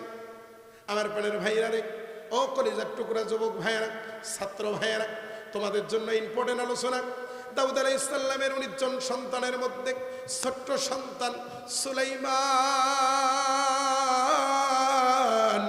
18 জন ভাই, একজনও বলতে পারলো না বক্সের ভিতর কি আছে। ছোট্ট সন্তান সুলাইমান বাবার এক কন্যারে বইয়া, বাবার এক কন্যারে বইয়া সুলাইমান আমার আল্লাহরে ডাক দিয়ে বলে, আল্লাহ বক্সের ভিতর তালা দেওয়া, আল্লাহ আমি কি করে বলবো এই বক্সের ভিতরে কি আছে? আল্লাহ আমি তো গায়েবের খবর জানি না। আল্লাহ তুমি যদি চাও আমি সুলাইমানের নবী হওয়ার দরকার, আল্লাহ তুমি যদি চাও আমি সুলাইমানের প্রেসিডেন্ট হওয়ার দরকার, আল্লাহ তুমি যদি চাও আমি সুলাইমান তোমার দফতরে কবুল হওয়ার দরকার, আল্লাহ তাহলে তুমি জানাই দাও এই বক্সের ভিতরে কি কি আছে। সুবহানাল্লাহ। আমার প্রাণের ভাইয়েরা, দাউদ আলাইহিস সালাম যখন প্রশ্ন করলেন, ছোট্ট সন্তান সুলাইমানকে যখন প্রশ্ন করলেন, ও বাবা সুলাইমান, তোমার 18 জন ভাই কেউ কিন্তু বলতে পারলো না এই বক্সের ভিতর কি আছে। মানে আমাদের সমাজে এমনও কিছু কিছু মানুষ রয়েছে, মানে হুজুরদেরকে সামনে পাইলে একবারে মনে হয় সম্মান করে উল্টে ফেলায়, ঠিক কিনা? এমন সম্মান করে সেটা দেখা রাখে বাহিরে। যদি কোনো মুদির দোকানে যান বা গোস্তের দোকানে যান, গোস্তের দোকানে গেলেই তো কোনো কথাই নাই, এ হুজুর আসছে একটু দেখে শুনে মাপটাপ দেশ আছে না নাই। দেখা যায় তো একটা ঘটনা, শেখ সাদী রহমতুল্লাহ আলাইহির এক কসাইয়ের দোকানে, গোস্তের দোকানে হুজুর গেছে গোস্ত কেনার জন্য। কসাই বলতেছে, হুজুর একটু মাপটাপ ঠিক করে দিও রে, কম টম দিও না। এখন হুজুরে গোস্ত দেশে, হুজুর গোস্ত নিয়ে দেখে যে একটু ওজনটা শর্ট লাগে। পাশের মুদির দোকানে গিয়ে মাইকবা দেখে হুজুরক তো বেশি দেওয়া দূরের কথা, আরো 150 গ্রাম নাই। কয় গ্রাম নাই? 150 গ্রাম বেশি দেওয়া দূরের কথা, আরো 150 গ্রাম নাই। এখন হুজুররা কিন্তু ঠান্ডা মাথার খুনি, এটা মনে রাখতে হবে যে হুজুরদেরকে আমরা অনেকেই মনে করি হুজুররা সরল সোজা, কিন্তু না, হুজুররা সরল সোজা না। মনে রাখবেন, বিগত দিনে যারাই কোরআনের ময়দানে, কোরআনের মাহফিলে কোরআনের বিরুদ্ধে কথা বলেছিল, এখনো যদি কেউ কোরআনের বিরুদ্ধে কথা বলে, আর কিন্তু আমরা ছেড়ে দেওয়ার ব্যক্তি নই। কোরআনের মাহফিলে, কোরআনের ময়দানে কেউ কোরআনের বিরুদ্ধে কথা বলার দুঃসাহস পাবে না। আমার প্রাণের ভাইরা, তো কসাই 150 গ্রাম কম দেশে, হুজুরের মাথা গরম, কিরে মুখে 150 গ্রাম কম দিন। এখন আপনার মুদির দোকানে গিয়ে দেখে 150 গ্রাম নাই। হুজুর পরের দিন আবার কসাইয়ের দোকানে আসছে।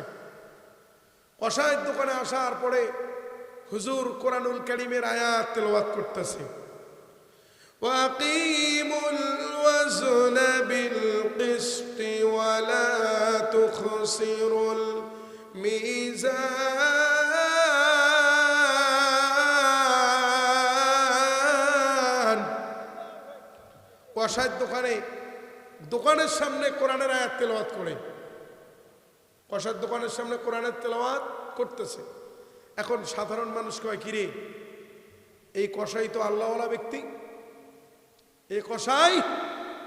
মনে রাখবেন দুষ্ট লোকের মিষ্টি কথা ঘনিয়ে বসে কাছে, কথা দিয়ে কথা নিয়ে প্রাণে মারে শেষে। ঠিক কিরকম খেলা হইবে এই কয়জন লোকে বসে একটু সামনে এসে। দুষ্ট লোকের মিষ্টি কথা ঘনিয়ে বসে কাছে, কথা দিয়ে কথা নিয়ে প্রাণে মারে শেষে। এজন্য জাড়ে তাড়ে কথা শুইলে পাগল হইয়েন না, ঠিক কিনা? যাই হোক, এরপরে দেখেন আমার প্রাণের ভাইরা, কসাই সবাই মনে করতেছে, আহারে কসাই তো আল্লাহওয়ালা ব্যক্তি, কসাই তো আল্লাহওয়ালা ব্যক্তি। কসাইয়ের দোকানের সামনে কোরআনের তেলাওয়াত হয়। মানুষ খালি হুর করছে ওখানে গোস্ত নেওয়ার জন্য, মানে শুধু গোস্ত নিচ্ছে। কসাই সামনে যেহেতু কোরআন তেলাওয়াত, মানে গোস্ত মানুষ হুর বাইরে নিচ্ছে। এখন ওই দিন কিন্তু ওই আয়াতটা পড়ছে, ওয়াকিমুল ওয়াজনা বিল কিসতি ওয়া লা তুখসিরুল মিজান।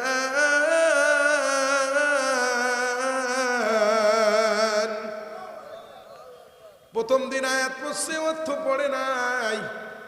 পরের দিন আবার ওই কসাইয়ের দোকানের সামনে হুজুর আবারও আসছে। প্রথম দিন আয়াত পড়ছে, অর্থ বলে নাই। কসাই দেখলো তার ব্যবসা লস নাই, আরো লাভ। কসাই চিন্তা করলো হুজুর কোরআন তেলাওয়াত করার কারণে আমার গোস্তটা তাড়াতাড়ি বিক্রি হইল, হুজুরকে কিছু হাদিয়া দেওয়ার দরকার। হাদিয়া দিছে, হুজুর যান, আপনার কারণে আমার গোস্তটা তাড়াতাড়ি বিক্রি হইল। আমার প্যানের ভাইরা, পরের দিন আবার যখন হুজুর ওই কসাইয়ের দোকানের সামনে আইসা, আবার যখন হুজুর কোরআনের আয়াত তেলাওয়াত করে, ওয়াকিমুল ওয়াজনা বিল কিসতি ওয়া লা তুখসিরুল মিজান। পরের দিন আবার আইয়া কোরআনের আয়াত তেলাওয়াত করে, ওয়াকিমুল ওয়াজনা বিল কিসতি ওয়া লা তুখসিরুল মিজান। আয়াত পড়ার পরে এবার হুজুর কোরআনের অর্থ বলতেছে, তোমরা ওজনে কম দিও না। বলেন তো, কষার দোকানের সামনে কোনো হুজুর যদি বলে ওজনে কম দিও না, বলেন তো ওই হুজুরকে আরো কি কষাই থাকতে দেবে? পরের দিন আইয়া যখন আয়াত পড়ছে, অর্থ পড়ছে, হুজুরকে বলছে, হুজুর আপনি চলে যান, চলে যান। তাহলে এখান থেকে কি পাওয়া গেল? এখান থেকে প্রমাণ পাওয়া গেল আমাদের বাংলার জমিনে এমনও কিছু মসজিদে দেখা যায়, এমনও কিছু মাহফিলে দেখা যায়, হুজুর যখন কোরআন দিয়া মাগরিবের নামাজ পড়ায়, কোনো ব্যক্তির, কোনো গোষ্ঠীর, কোনো দলের লোকের, কোনো নেতার মাথা গরম হয় না। কিন্তু যখন ওই কোরআনের অর্থগুলো বাংলা সহকারে বলে, কিছু কিছু আতি নেতা, পাতি নেতা, সাতি নেতার কিন্তু মাথা গরম হয়ে যায়।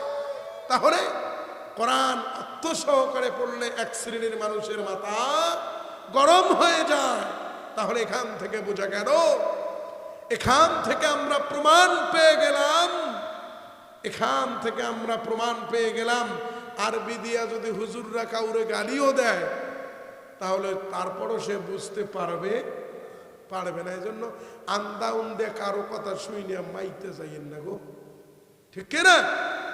তাহলে আরবি দিয়ে যদি কেউ কাউরে গালিও দেয়, কোনো সমস্যা নাই। যখন এই অর্থ সহকারে বলা হয়, এক শ্রেণীর মানুষের মাথা গরম হয়ে যায়, ঠিক কিনা বলেন আমার প্রাণের ভাইরা? তাহলে ওয়াদা দিয়ে ওয়াদা বরখেলাপ করা যাবে? যাবে না। আমি আপনাদেরকে, যেহেতু যারা গেছে গেছে সমস্যা নাই, তো আমি কি বলতেছিলাম, বক্সের ভিতরে বস্তু কয়টা? সুলাইমান নবী বললেন, বাবা তুমি যদি দোয়া করো, আল্লাহ যদি দয়া করে, তাহলে আমি বলতে পারবো এই বক্সের ভিতরে 3টা বস্তু রয়েছে। আপনাদের মনে আছে কি? মনে আছে। আমার প্রাণের ভাইয়েরা,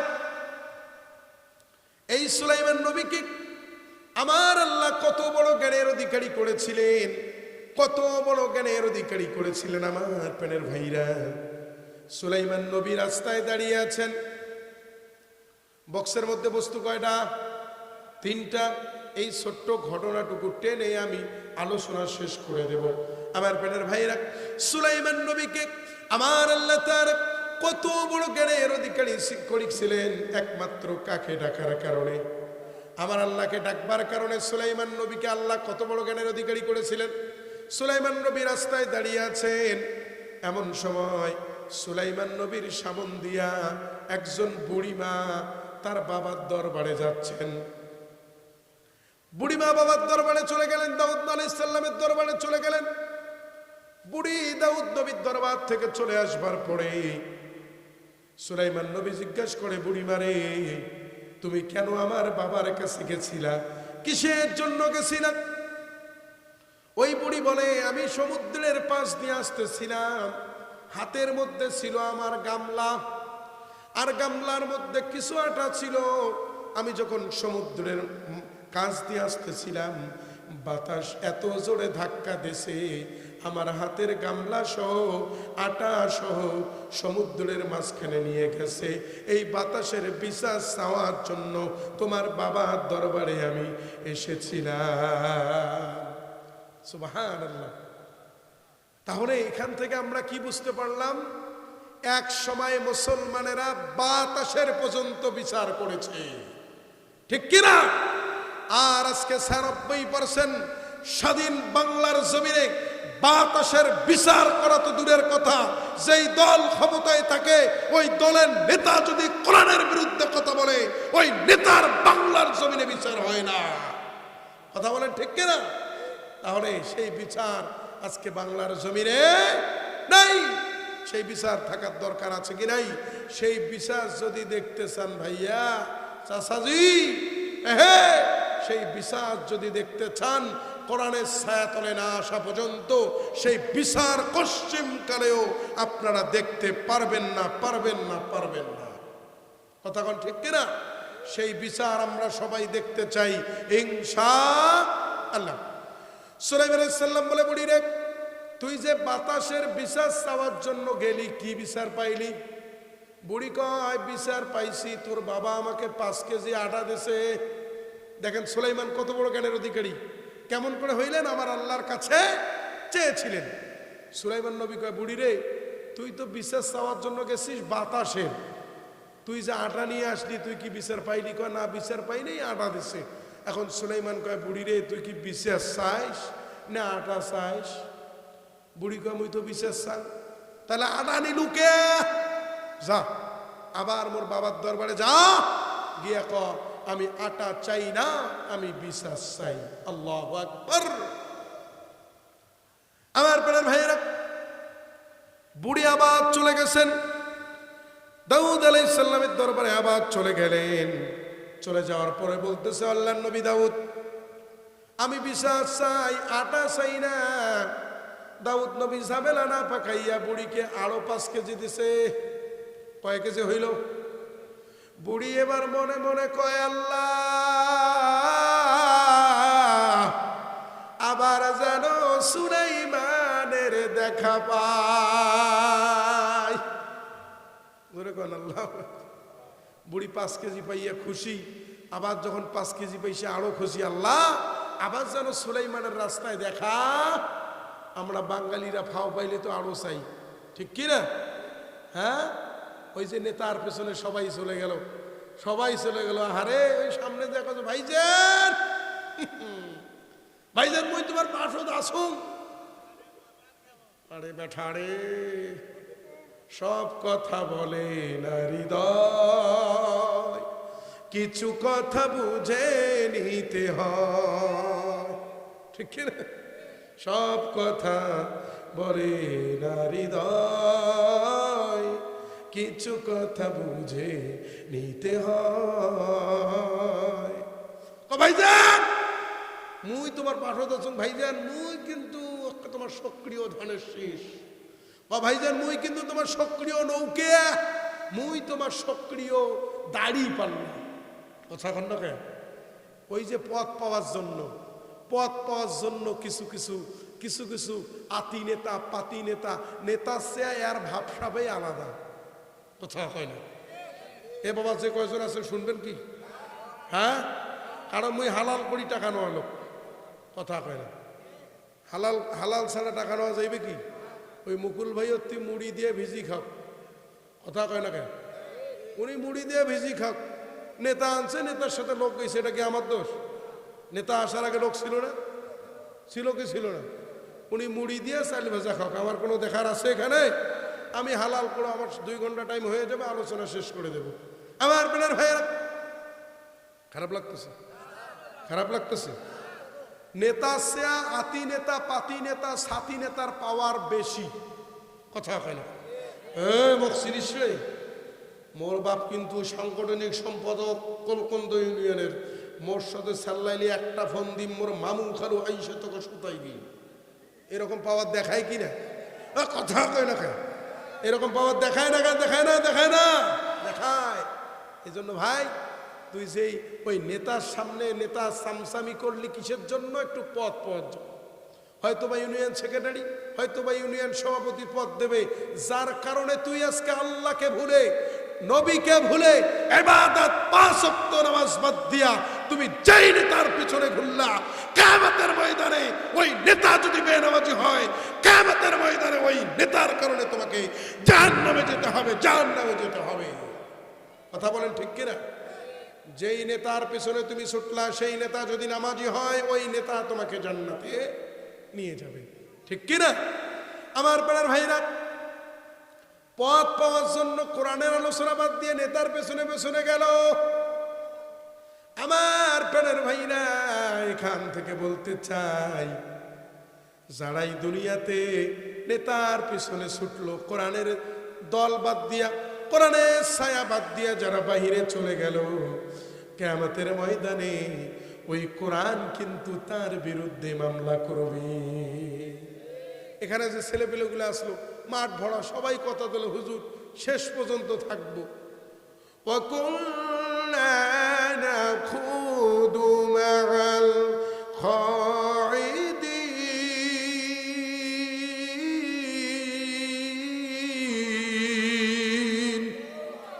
আল্লাহ বলেছে এক শ্রেণীর মানুষ জাহান্নামে যাবে। ওই জাহান্নামে যাওয়ার কারণ হচ্ছে ওয়াদা দিয়ে ওয়াদা বরখেলাপ করেছিল। ওয়াদা দিয়ে ওয়াদা বরখেলাপ করেছিল, যার কারণে গেছে কোথায়? কোরআনের মাহফিলে বসে, জান্নাতের বাগানে বসে তুমি মিয়া সামান্য নেতার জন্য, দুনিয়ার নেতার জন্য তুমি ওয়াদা দিয়ে ওয়াদা বরখেলাপ করে গেলা। যেতে হবে কোথায়? মামু বাড়ি। কোথায়? মামু বাড়ি যাইতে হবে। যেই মামুর বাড়িতে কিন্তু ভাত টাত নাই, খালি আইক্যওয়ালা বাস। কি দিবে? আইক্যওয়ালা বাস দেবে, একবারে সিনে ছাড়া। এই জন্য ওয়াদা দিয়ে ওয়াদা রাখার চেষ্টা করবেন। যে যুবক ভাইরা ভুল করে যদি কারোর সাথে রিলেশন করেও থাকেন, তাকে কথা দিয়েছেন, তাকেই বিয়ে করবেন। যদি মানুষের সর জীবন নষ্ট করেন আর সে যদি মামলা করে, এর জন্য কিন্তু আল্লাহর কাঠগড়ায় দাঁড় হতে হবে। ঠিক কিনা? এজন্য আমার প্রাণের ভাইরা, আমি যে কথাটা বলতেছিলাম, দুনিয়ার ক্ষমতা আসল ক্ষমতা নয়। সুলাইমান আলাইহিস সালাম যে কথায় ছিলাম, সুলাইমান আলাইহিস সালাম বুড়িকে বলতেছে, বুড়ি রে তুই কি বিশ্বাস চাইস না আডা চাইস? বুড়ি কয় মুই তো বিশ্বাস চাং, তাহলে আডা নিলুকে যা, আমার বাবার দরবারে যা, গিয়া ক আমার আডার কাম নাই, মুই বিশ্বাস চাং। আবার গেছে 5 কেজি আটা দিছে, 10 কেজি হয়ে গেল। বুড়ি মনে মনে কয়, আল্লাহ আবার যেন রাস্তায় সুলাইমানের দেখা হয়। ওই যে 10 কেজি পাইছে, সুলাইমান রাস্তায় দাঁড়িয়ে, বুড়ি আবার আসলো। সুলাইমান নবী কয়, বুড়ি রে কি বিচার পাইলা? বুড়ি বলে, ও আল্লাহর নবী সুলাইমান, আরো 10 কেজি তোমার বাপ আমারে আটা দিছে। সুলাইমান নবী কয়, বুড়ি রে তুই কি আডা চাইস না বিশেষ চাস? বুড়ি কয়, মুই তো বিশেষ চাং। আরে আডা নিলুকে? আবার যা গিয়া ক আমার আডার কাম নাই, বিশেষ চাই। আবার যখন গেছে, দাউদ নবী ঝামেলা না পাকাইয়া আরো 5 কেজি দিছে। কত হইল? 15 কেজি। সুলাইমান রাস্তায় দাঁড়িয়ে, বুড়ি আসলো। সুলাইমান নবী কয়, বুড়ি রে কি বিচার পাইলা? বুড়ি কয়, আরো 5 কেজি পাইছি। বুড়ি আবার বলেন, বুড়ি রে তুই কি বিশ্বাস চাইস না আটা চাস? বুড়ি কয়, আমি তো বিশ্বাস চাই। আটা নিলুকে? আবার দেখো আমার আডার কাম নাই, বিশ্বাস চাই।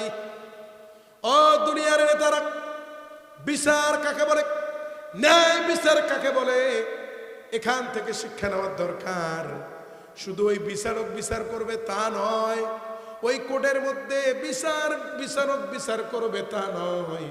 আপনি বাবা, আপনি বড় ভাই, বাড়ির বিচারক আপনি, স্বামী হিসাবে বিচারক আপনি, আপনি স্বামী হিসাবে বিচারক হইলেন। আপনার সন্তান যদি বিপদ্দায় বের হয়, কিয়ামতের ময়দানে এর হিসাবও কিন্তু আপনাকে দিতে হবে। কি হবে না? এই যে ধরেন, একটু খুলেন তো, এটা খুলেন। আপনি বাবা, আপনার সন্তান যদি বিপদ্দায় যায়, আজকে বাংলার জমিনে এমনও কিছু পরিবারে দেখা যায়, এমনও কিছু বোনদেরকে দেখা যায়, যখন ক্লাস 7-এ পড়ে ওড়না দেয় ঠিক এরকম ভাবে, যখন আবার 8-এ ওঠে ওড়নাটা আর একটু উড়ায়, কথা কয় না। যখন আবার 9-এ ওঠে ওড়নাটা আর একটু উড়ায়, যখন আবার কলেজে যায় ওড়নাটা এইভাবে দেয়, যখন আবার ইউনিভার্সিটিতে যায় ওন্না আর ওন্না জায়গায় থাকে না। ঠিক কিনা আমার প্রাণের ভাইয়েরা, বাবাজিরা? এজন্য আপনাদেরকে বলে দিতে চাই, আপনি সন্তান, আপনার সন্তান, আপনার মেয়ে যদি বিপদায় যায় আর আপনি যদি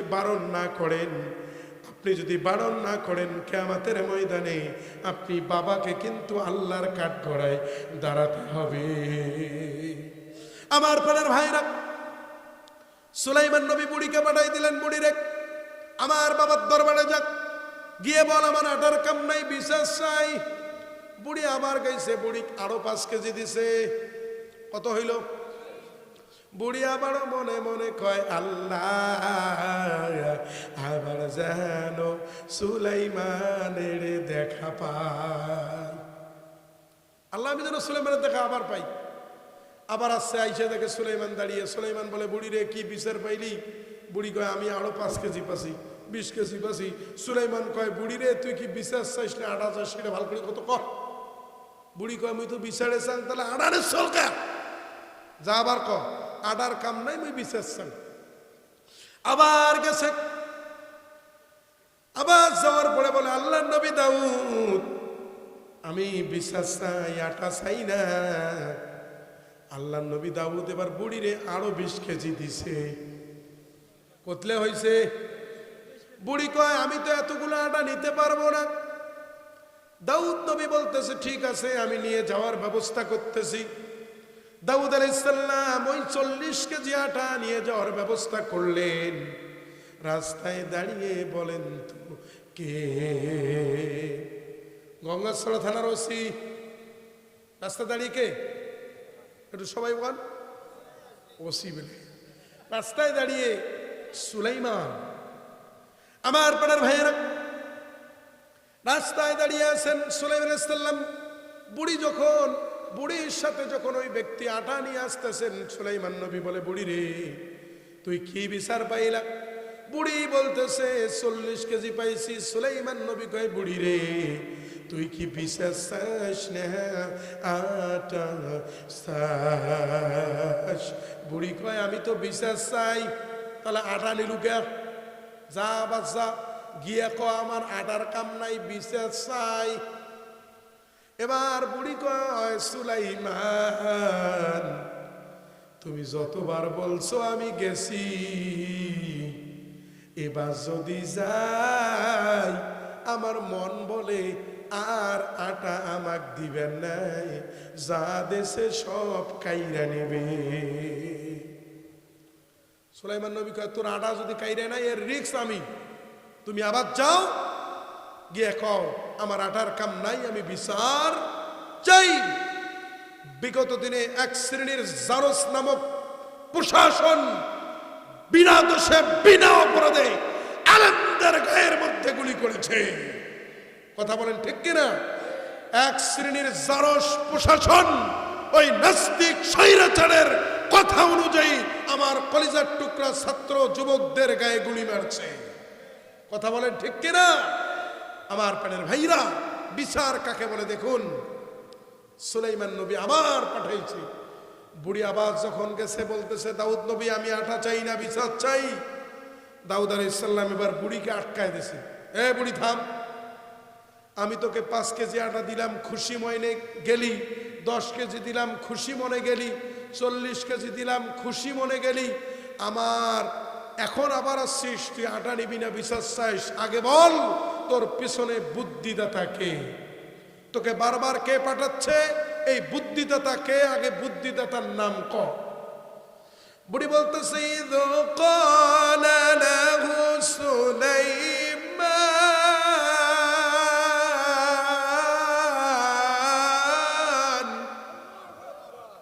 বুড়ি বলতেছে, ওই বুদ্ধিদাতার কেউ নয়, ওই বুদ্ধিদাতা হচ্ছে আপনার সন্তান সুলাইমান। সুবহানাল্লাহ। আমার প্রাণের ভাইরা, এরকম ভাবে বাংলাদেশে যদি এমন একটা আইন হইতো, এমন একটা সিস্টেম যদি হইতো যে কেউ ঘুষ খেয়েছে, কারো কাছে কোনো পুলিশ প্রশাসন বলেন যেই নেতা বলেন, মেম্বার বলেন, চৌকিদার বলেন, এমন একটা যদি সিস্টেম হতো, কেউ যদি ঘুষ খাইতো কোনো সাধারণ মানুষের কাছে, আর এটা যদি উপরের নেতা জানার পরে যদি তার বিচার করত, বলুন তো কতই না ভালো হইতো। গরম গরম সবে গরম, ঘুষ ছাড়া সবে নরম, ঘুষ সেতে অফিসেতে ফাইল পাসার হয় রে, ঠিক কিনা? গরম গরম সবই গরম, ঘুষ ছাড়া সবই নরম, ঘুষ দিলে অফিসেতে ফাইল পাসার হয় রে। থানাতে গেলে পড়ে পুলিশে মুস্কি হাসে, কথা কয় না? থানাতে গেলে পড়ে পুলিশ মুস্কি হাসে, এইবার মামু খাওয়া হইবে রে, এইবার মামু খাওয়া হইবে রে, ঠিক কিনা? আমার প্যানের ভাইরা, এই সাউন্ডটা কি থানায় গেছে নাকি? গেছে? যদি গঙ্গাশ্বরা থানায় যায়ও, আই ডোন্ট কেয়ার, কোনো সমস্যা। আমি জানি কোরআনের কথা বলবার কারণে আমার এই রাস্তায় যাওয়ার পথে আমাকে অ্যাটাক করতে পারে, আমাকে গুম করতে পারে, মামলা দিতে পারে, আমাকে জবাই করতে পারে, আমাকে গুম করতে পারে, আমাকে প্রাণে মারতে পারে। তারপরেও কোরআনের হক কথা বলছি, বলবো। কোনো বাতিলের কাছে, কোনো রাম আর বামের কাছে মাথা নত করি নাই, করবো না ইনশাআল্লাহ। কোরআন আছে যেখানে, আমরা আছি সেখানে ইনশাআল্লাহ। আমার প্রাণের ভাইরা, এবার দাউদ নবী সুলাইমানকে ডাকছে, এই সুলাইমান এদিকে আসো, তুমি কেন বুড়িকে বারবার আমার কাছে পাঠাইছো বলো? সুলাইমান কত বড় জ্ঞানের অধিকারী ছিলেন, একমাত্র কার কাছে চাইবার কারণে? সুলাইমান আলাইহিস সালাম বলতেছে, বাবা তোমার কাছে জানতে চাই, তুমি কি সঠিক বিচার করছো নাকি? দাউদ নবী বলে, হ্যাঁ আমি তো বিচার করছি। সুলাইমান বলে, বাবা দাউদ, এখানে বিচারক হচ্ছে তুমি, বাদী হচ্ছে বুড়ি, আসামি হচ্ছে বাতাস। তুমি তো বাতাসের বিচার করলা না, বাতাসের বিচার করলা না, তুমি কেমন বিচার করলা? সুলাইমান আলাইহিস সালাম, দাউদ আলাইহিস সালাম অবাক হয়ে গেলেন, সাথে সাথে বাতাসকে ডাকলেন, কাম হিয়ার। দাউদ নবীর 7টা গুণ তার ভিতরে ছিল, বাতাসকে যে পাশে ঘুরতে বলতো সে পাশে যাইতো। আল্লাহু আকবার। দাউদ আলাইহিস সালাম বাতাসকে ডাকলেন, বাতাস কেন তুমি বুড়ির হাতের গামলা সমুদ্রে ফেলাই দিছো, এর কারণ কি বলো? বাতাস বলে, ও আল্লাহর নবী দাউদ, লম্বা ঘটনা, এত লম্বা ঘটনা শোনার মতো সময় আপনার হাতে নাই, অতএব আমাকে ছেড়ে দেন, আমি বাতাস চলে যাই। আল্লাহর নবী দাউদ বলে, না রে না, তুমি না বলা পর্যন্ত আমি তোমাকে ছাড়ছি না। আগে বল, কেন তুই এই বুড়ির হাতের গামলা সমুদ্রে ফেলাই দিছিস? বাতাস বলতেছে, তাহলে শোনেন ও আল্লাহর নবী দাউদ, তাহলে শুনুন, কেন আমি বুড়ির হাতের গামলা সমুদ্রে ফেলাই দিয়েছি। এরা জীবনেও আল্লাহকে ডাকে নাই, আল্লাহকে স্মরণ করে নাই, আল্লাহর নামটা জীবনেও নেয় নাই। এই সমুদ্রের মধ্যে যখন লঞ্চ দিয়ে তারা আসতেছিল, হঠাৎ তাদের লঞ্চটা ফেটে গেল, ফুটা হয়ে গেল। এই লঞ্চের মধ্যে পানি ওঠা শুরু হয়ে গেল। যখন পানি ওঠা শুরু হয়ে গেল, লঞ্চের ভিতরে তাদের অনেক মালামাল ছিল, তারা ধ্বংস হয়ে যাবে। এটা যখন বুঝতে পারলো, যেই নাস্তিকগুলো জীবনেও আল্লাহকে ডাকে নাই, কোরআন মানে নাই, কোরআনের কথা শোনে নাই, আল্লাহ নবীর কথা শোনে নাই, এরা যখন আল্লাহকে ডাকা শুরু করে দিল, আল্লাহকে বলা শুরু করলো, রব্বুল আলামিন, ওগো আল্লাহ, জীবনেও তোমাকে ডাকি নাই রে আল্লাহ, জীবনেও তোমার হুকুম মানি নাই আল্লাহ, আজকে আমরা বড় বিপদে পড়ে গেছি আল্লাহ গো, হয়তোবা আমরা এখানেই ধ্বংস হয়ে যাব। আল্লাহ, তুমি যদি আমাদেরকে হেফাজত করো, আমাদেরকে রক্ষা করো আল্লাহ, আমাদের এই জাহাজের মধ্যে যতগুলো মাল আছে সব মাল আল্লাহ আমরা দাউদ নবীর দরবারে দান করব। এই নাস্তিকগুলো যখন আল্লাহর কাছে ডাকছিল, তওবা করেছিল, আমার আল্লাহ তখন তাদেরকে ক্ষমা করে দিয়া আমি বাতাসকে হুকুম করলো, এ বাতাস সমুদ্রের পাশ দিয়ে একজন বুড়ি আসতেছে, হাতের মধ্যে গামলা আছে, তুমি একটা ধাক্কা দিয়া তার গামলাটা ওই জাহাজের মধ্যে দিয়ে দাও। লঞ্চ জাহাজ বাষ্ট হয়ে ফুটো হয়ে যেই পানিগুলো উপরে উঠতেছে ওই পানিগুলো তারা নিষ্কাশন করতে করতে তারা পার হয়ে আসুক, আর পার হয়ে যতগুলো মাল আছে দাউদ নবীর দরবারে দান করুক। বলেন আল্লাহু আকবার। ও আল্লাহর নবী দাউদ, এজন্য আমি এই কাজটা করেছি।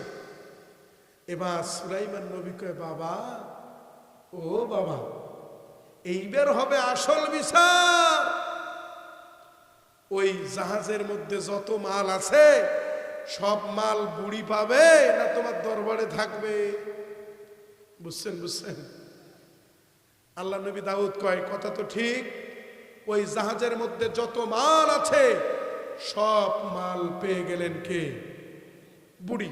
বিচার, এটাকে বলে ন্যায় বিচার। আল্লাহ তাআলা বলেছেন, ইন্নাল্লাহ ইয়া'মুরু বিল আদলি ওয়াল ইহসান।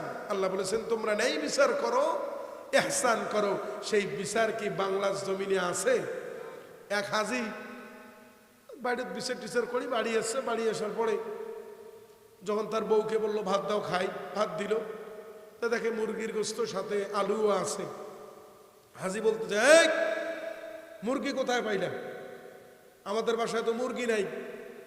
এখন তার বউ বলতেছে, মানুষের একটা মুরগি আমাদের উঠানের মধ্যে আসছিল, একটা ঢেল দিছি, মরি যেতে ধরছে, এটা জবাই করছি। নাউজুবিল্লাহ, তওবা তওবা তওবা তওবা, তুমি এটা কি কাম করছো? না না না, মানুষের জিনিস তো খাওয়া যাবে না, এটা হারাম। তখন স্ত্রী খাইতে দিল, তা বলতেছে যেহেতু গোস্ত তুমি মানুষের চড়াই তুমি জবাই করেছো, মুরগি জবাই করেছো, না এটা খাওয়া যাবে না। এখন হাজি সাহেব খাইতে বসছে, খাইতে বসে বলতেছে কি কি তরকারি আছে? কয় মুরগির সাথে আলুও দিছি।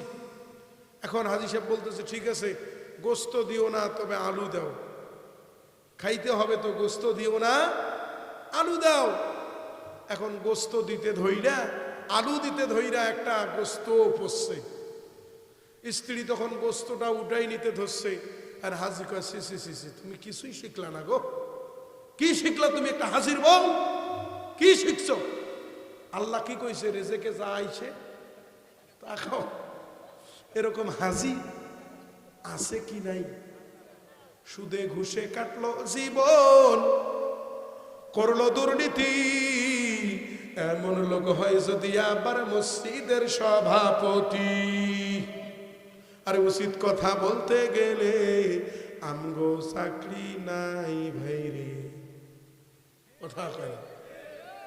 বলেন তো, এই মাহফিলের আয়োজক কমিটি যদি সুদ খায় আর বক্তা যদি সুদের বিরুদ্ধে ওয়াজ করে, ওই বক্তাকে আরো কি দাওয়াত দেবে? পাইলে আরো মামু কম দিয়ে পাঠাই দেবে। কথা কয় না কেন? তাহলে সুদে ঘুষে যারা সুদ খাইছে তারা যদি মসজিদের সভাপতি হয়, এই ইমাম যদি সুদের বিরুদ্ধে ওয়াজ করে আর সভাপতি যদি সুদ খায়, পরে জুমায় কিন্তু ইমামের আর চাকরি থাকে না। ঠিক কিনা?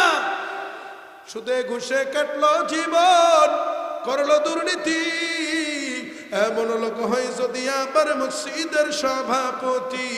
উচিত কথা বলতে গেলে আমগো চাকরি নাই ভাইরে, উচিত কথা বলতে গেলে আমগো চাকরি নাই, আমাদের কপালেতে শান্তি বুঝি নাই ভাইরে, আমাদের কপালেতে শান্তি বুঝি নাই। 5 ওয়াক্ত নামাজ পড়ে কপালে লাগায় দাগ, মক্কা মদিনা যাইয়া নামের আগে লাগায় হাজি সাহ, আর চায়ের দোকানে বসে হাজি হিন্দি ফিল্ম চায় ভাইরে।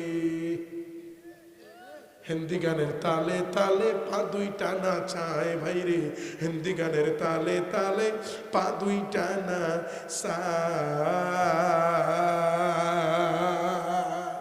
আছে কি নাই? এরকম হাজি আছে, উপরে বড় বড় হাদিস। কিছু কিছু নেতাও আছে এমন বক্তব্য দেবে এমন কথা বলবে মানুষের কলিজা নরম করে দেবে, কিন্তু যখন চেয়ারে বসবে তোমার মতো হুলুক ছেলেও না, কথা কয় না। 1000 বার ফোন দেবেন, তোমার ফোনটাও রিসিভ করবেন না, কথা কয় না, কথা কয় না। হ্যাঁ, আমার কথা ওই ডাইরেক্ট কথা। মন চাইলে আমাকে দাওয়াত দেশ বাপ, না চাইলে না দেশ, কোনো দুঃখ নেই, কারণ রিজিকের মালিক তো আল্লাহ, ঠিক কি না? হক কথা বলার পরে যদি আমাকে দাওয়াত না দেয় কোনো সমস্যা আছে? আছে, আছে, আছে। হক কথা বলার দরকার আছে কি নাই? আমি স্পষ্ট করে একটা কথা সব জায়গায় বলি, স্পষ্ট করে বলি, যদি আপনার মসজিদের খতিব সভাপতি সুদখোর, সেক্রেটারি ঘুষখোর, যদি সভাপতি আর সেক্রেটারির ভয়ে আপনার খতিব যদি হক কথা না বলে, ওই খতিবের খতিবগিরি বাদ দিয়া তার জুতা পালিশ করে খাওয়া ভালো। এরকম কিছু গোল আলু কিছু মুন্সি আছে, গোল আলু কিছু মুন্সি আছে, এমনও কিছু গোল আলু বক্তাও আছে আমাদের লালমনিরহাট জেলায় অহরহ আছে। এমনও কিছু বক্তা আছে বিগত দিনে ওই স্বৈরাচারের দলের নেতাকে, এমপিকে, মন্ত্রীকে বড়ব্বা বলছে, খালু বলছে, আব্বা বলছে, ভয়ে ঠেলায়। এখন ওই মামু নাই, মন্ত্রী নাই, স্বৈরাচার নাই, এখন হ্যাঁ আবার ইসলামী দলের বড় নেতা, কথা কয় না, কথা কয় না। এরকম গোল আলু মার্কা হুজুর আছে, বিগত দিনে হক কথা উচ্চ স্বরে বলার সাহস পায় নাই, কিন্তু ইউটিউব সার্চ করে দেখবেন, হয়তো মনে করেন হুজুর ফাঁকা মাঠ পাইয়া আন্দা উন্দে মারতাছে রে। হ্যাঁ, ফাঁকা মাঠ পাইয়া আন্দা উন্দে মারতাছি না, ইউটিউবে মোর নাম করা সার্চ দিয়ে দেখবেন, বিগত দিনে 21 সালের, 22 সালের, 23 সালের আলোচনাগুলো সার্চ করে দেখবেন। যদিও এলেম কালাম কম, বুদ্ধি কম, তারপরেও ওই স্বৈরাচারের বিরুদ্ধে কোরআনের মঞ্চে হক কথা বলেছি। 2023 সালে ঢাকা কেরানীগঞ্জ কেন্দ্রীয় মসজিদের খতিব ছিলাম আমি, নাজমুল হাসান। ওই স্বৈরাচার টাকলা মামু মুরাদ, একজন মন্ত্রী আসলো না আসলো, এই টাকলা মুরাদ ছাদে মাল নাই। এই টাকলা মুরাদ যখন বলল ইসলামী রাষ্ট্র থাকবে না ইনশাআল্লাহ, আমি ওই টাকলা মুরাদের বিরুদ্ধে যখন কথা বলেছি, আমার মসজিদের ক্যাশিয়ার আমার বিরুদ্ধে লেগে ওই দিনে আমার চাকরিটা খেয়ে ফেলেছে। তখন চলে এসে আলহামদুলিল্লাহ এলাকায় মাদ্রাসার খেদমতে ছিলাম, এখন নিজেই একটা প্রতিষ্ঠান জমি কিনে করেছি আলহামদুলিল্লাহ। কোরআনের পথ থেকে সরাইতে পারে নাই, পারবেও না ইনশাআল্লাহ। এজন্য গোল আলু মার্কা হুজুরগুলা, গোল আলু মার্কা বক্তাগুলা এখন ওই যে অমুক দলের জামাতি ইসলামের, ইসলামী আন্দোলনের কর্মীদের এখন তারাই বড় বড় নেতা হয়েছে, বড় বড় পদ পাইছে, এরকম আছে কি নাই? বিগত দিনে যারা বিএনপির নাম শুনলে 3 বার পানি খাইতো, 4 গ্লাস পানি খাইতো, এলা হ্যাঁ বলে বিএনপির বড় কর্মী, কথা কথা কয় না। ঠিক জামাতেরও একই কায়দা, কথা কয় না কেন? কিন্তু জামাতের যিনি মূল নেতা, মূল নায়ক, তিনি কিন্তু আউল ফাউল কথা কয়। কিছু আছে না ওজন কমলা লোক, তারাই কয় এবার দাড়ি বললা আসলে বেটার সাইজ করবো, এরকম লোকও কিন্তু জামাতের মধ্যেও আছে। এই জন্য তওবা করেন, যারা যারা এরকম অহংকার করতেছেন তওবা করেন, আল্লাহ তাআলা তাদেরকে বুঝার তৌফিক দান করুক, পড়েন আমিন। এরকম হাজী সাহেব থাকলে একটু ভালো হয়ে যান, বাপ সময় আছে তো। এরকম বিচার, যে কথা বলতেছিলাম, সুলাইমান দাউদ নবী দেখেন ন্যায় বিচার কিভাবে সুলাইমান নবী ন্যায় বিচার করেছে, আল্লাহু আকবার। সেই ন্যায় বিচার বাংলার জমিনে যদি দেখতে চান, তাহলে কোরআনের আইন ছাড়া সম্ভব নয়। কারণ বিগত দিনে যারাই বিচারক ছিল, 5,000 টাকার বান্ডিল হাতে পাওয়ার সাথে সাথে কিছু মেম্বার, চেয়ারম্যান, চকিদার 5,000 টাকার বান্ডিল হাতে পাওয়ার পরে নির্দোষ মানুষকে দোষী বানাইছে, দোষী মানুষকে নির্দোষ বানাইছে, কথা বলেন ঠিক কিনা? তার বাস্তব প্রমাণ, এক চাচার কাছে কিছু ছেলে পেলে গেছে, চাচা ও চাচা আমাদের আমের গাছের আম সব খেয়ে ফেলছে, এই বেটার বিচার করেন। এত বড় সাহস কার রে? তোর আমের গাছের আম খাইছে, এই বেটারে ধরিয়ান। এখন বেটারে ধরিয়ান, চাচা তাক তো ধরতে পারি নাই, তবে এটা আর অন্য কেউ নয় চাচা, এই ছেলেটা আপনারই ছেলে চাচা। এখন চাচা কয় ভাতিজা যাক বাবা, তো আম গাছের আম খাইছি না, ডালও ভাঙছে রে বাবা। চাচা আম খাইছি, ডাল ভাঙে নাই। এখন চাচা তো বিচারক, একটু আগে কইলে বেড়ার এত বড় সাহস, বেড়ারে ধৈর্য আন, ওরে জন্মের শিক্ষা দিয়ে দিমু। যখন কয় চাচা এটা আর অন্য কেউ নয় চাচা, এটা হয়েছে আপনারই ছেলে চাচা, তখন একটা চাচা কয় ভাতিজা রে আম খাইছে না, ডালও ভাঙছে। ভাতিজা কয় চাচা আম খাইছে, ডাল ঠিকই আছে। কয় ভাতিজা লক্ষ্মী সোনা করে যে টুকরা রে, রাগ করিস না, রাগ করিস না, যেহেতু ডাল আছে আবার আগামীতে তোর গাছে আম হইবে। এরকম বিচারক বাংলার জমিনে ছিল কি ছিল না, এখনো আছে কি আছে না? আছে। যদি এরকম বিচারককে বয়কট করতে চান, তাহলে আগামীর বাংলাদেশ কোরআন দিয়ে চালাইতে হবে। কথা কন না কেন? 10 কথার 1 কথা, ঠিক কিনা? আমার প্যানের ভাইয়ের এরকম বিচারক অনেক আছে, অনেক। এক এলাকায় নিয়ম করছে, এক এলাকায়, তো কাকে কি কই, কাক আর কি বলবো, যত দোষ তো আমাদের ভিতরে, ঠিক কিনা? কেউ কয় হাত বান্ধা এডে ফরজ, কেউ কয় এডে হাত বান্ধি লাগবে, কেউ কয় মিলাদ আছে, কেউ কয় মিলাদ নাই, কেউ কয় জোরে আমিন, কেউ বলে আস্তে আমিন, মানে নানান ঝামেলা বাংলার জমিনে। কেউ কয় দাঁড়ে ক্যাম্প করা যাবে না, মানে যত কথা, যত ভেজাল টুপি ওলাদের ভিতরে। কথা কন না কেন আমার প্যানের ভাইরা? তো এক এলাকায় নিয়ম করছে, যে কথাটা বলার কারণে কথাটা চলে আসলো, এক এলাকায় নিয়ম করছে রমজান মাসে কেউ যদি রোজা না রাখে তাকে কঠিন শাস্তি দিতে হবে। যাই হোক, এক ছেলে রোজা না রাইখা বাজারে খাচ্ছে, রোজা না রাইখা বাজারে খাচ্ছে।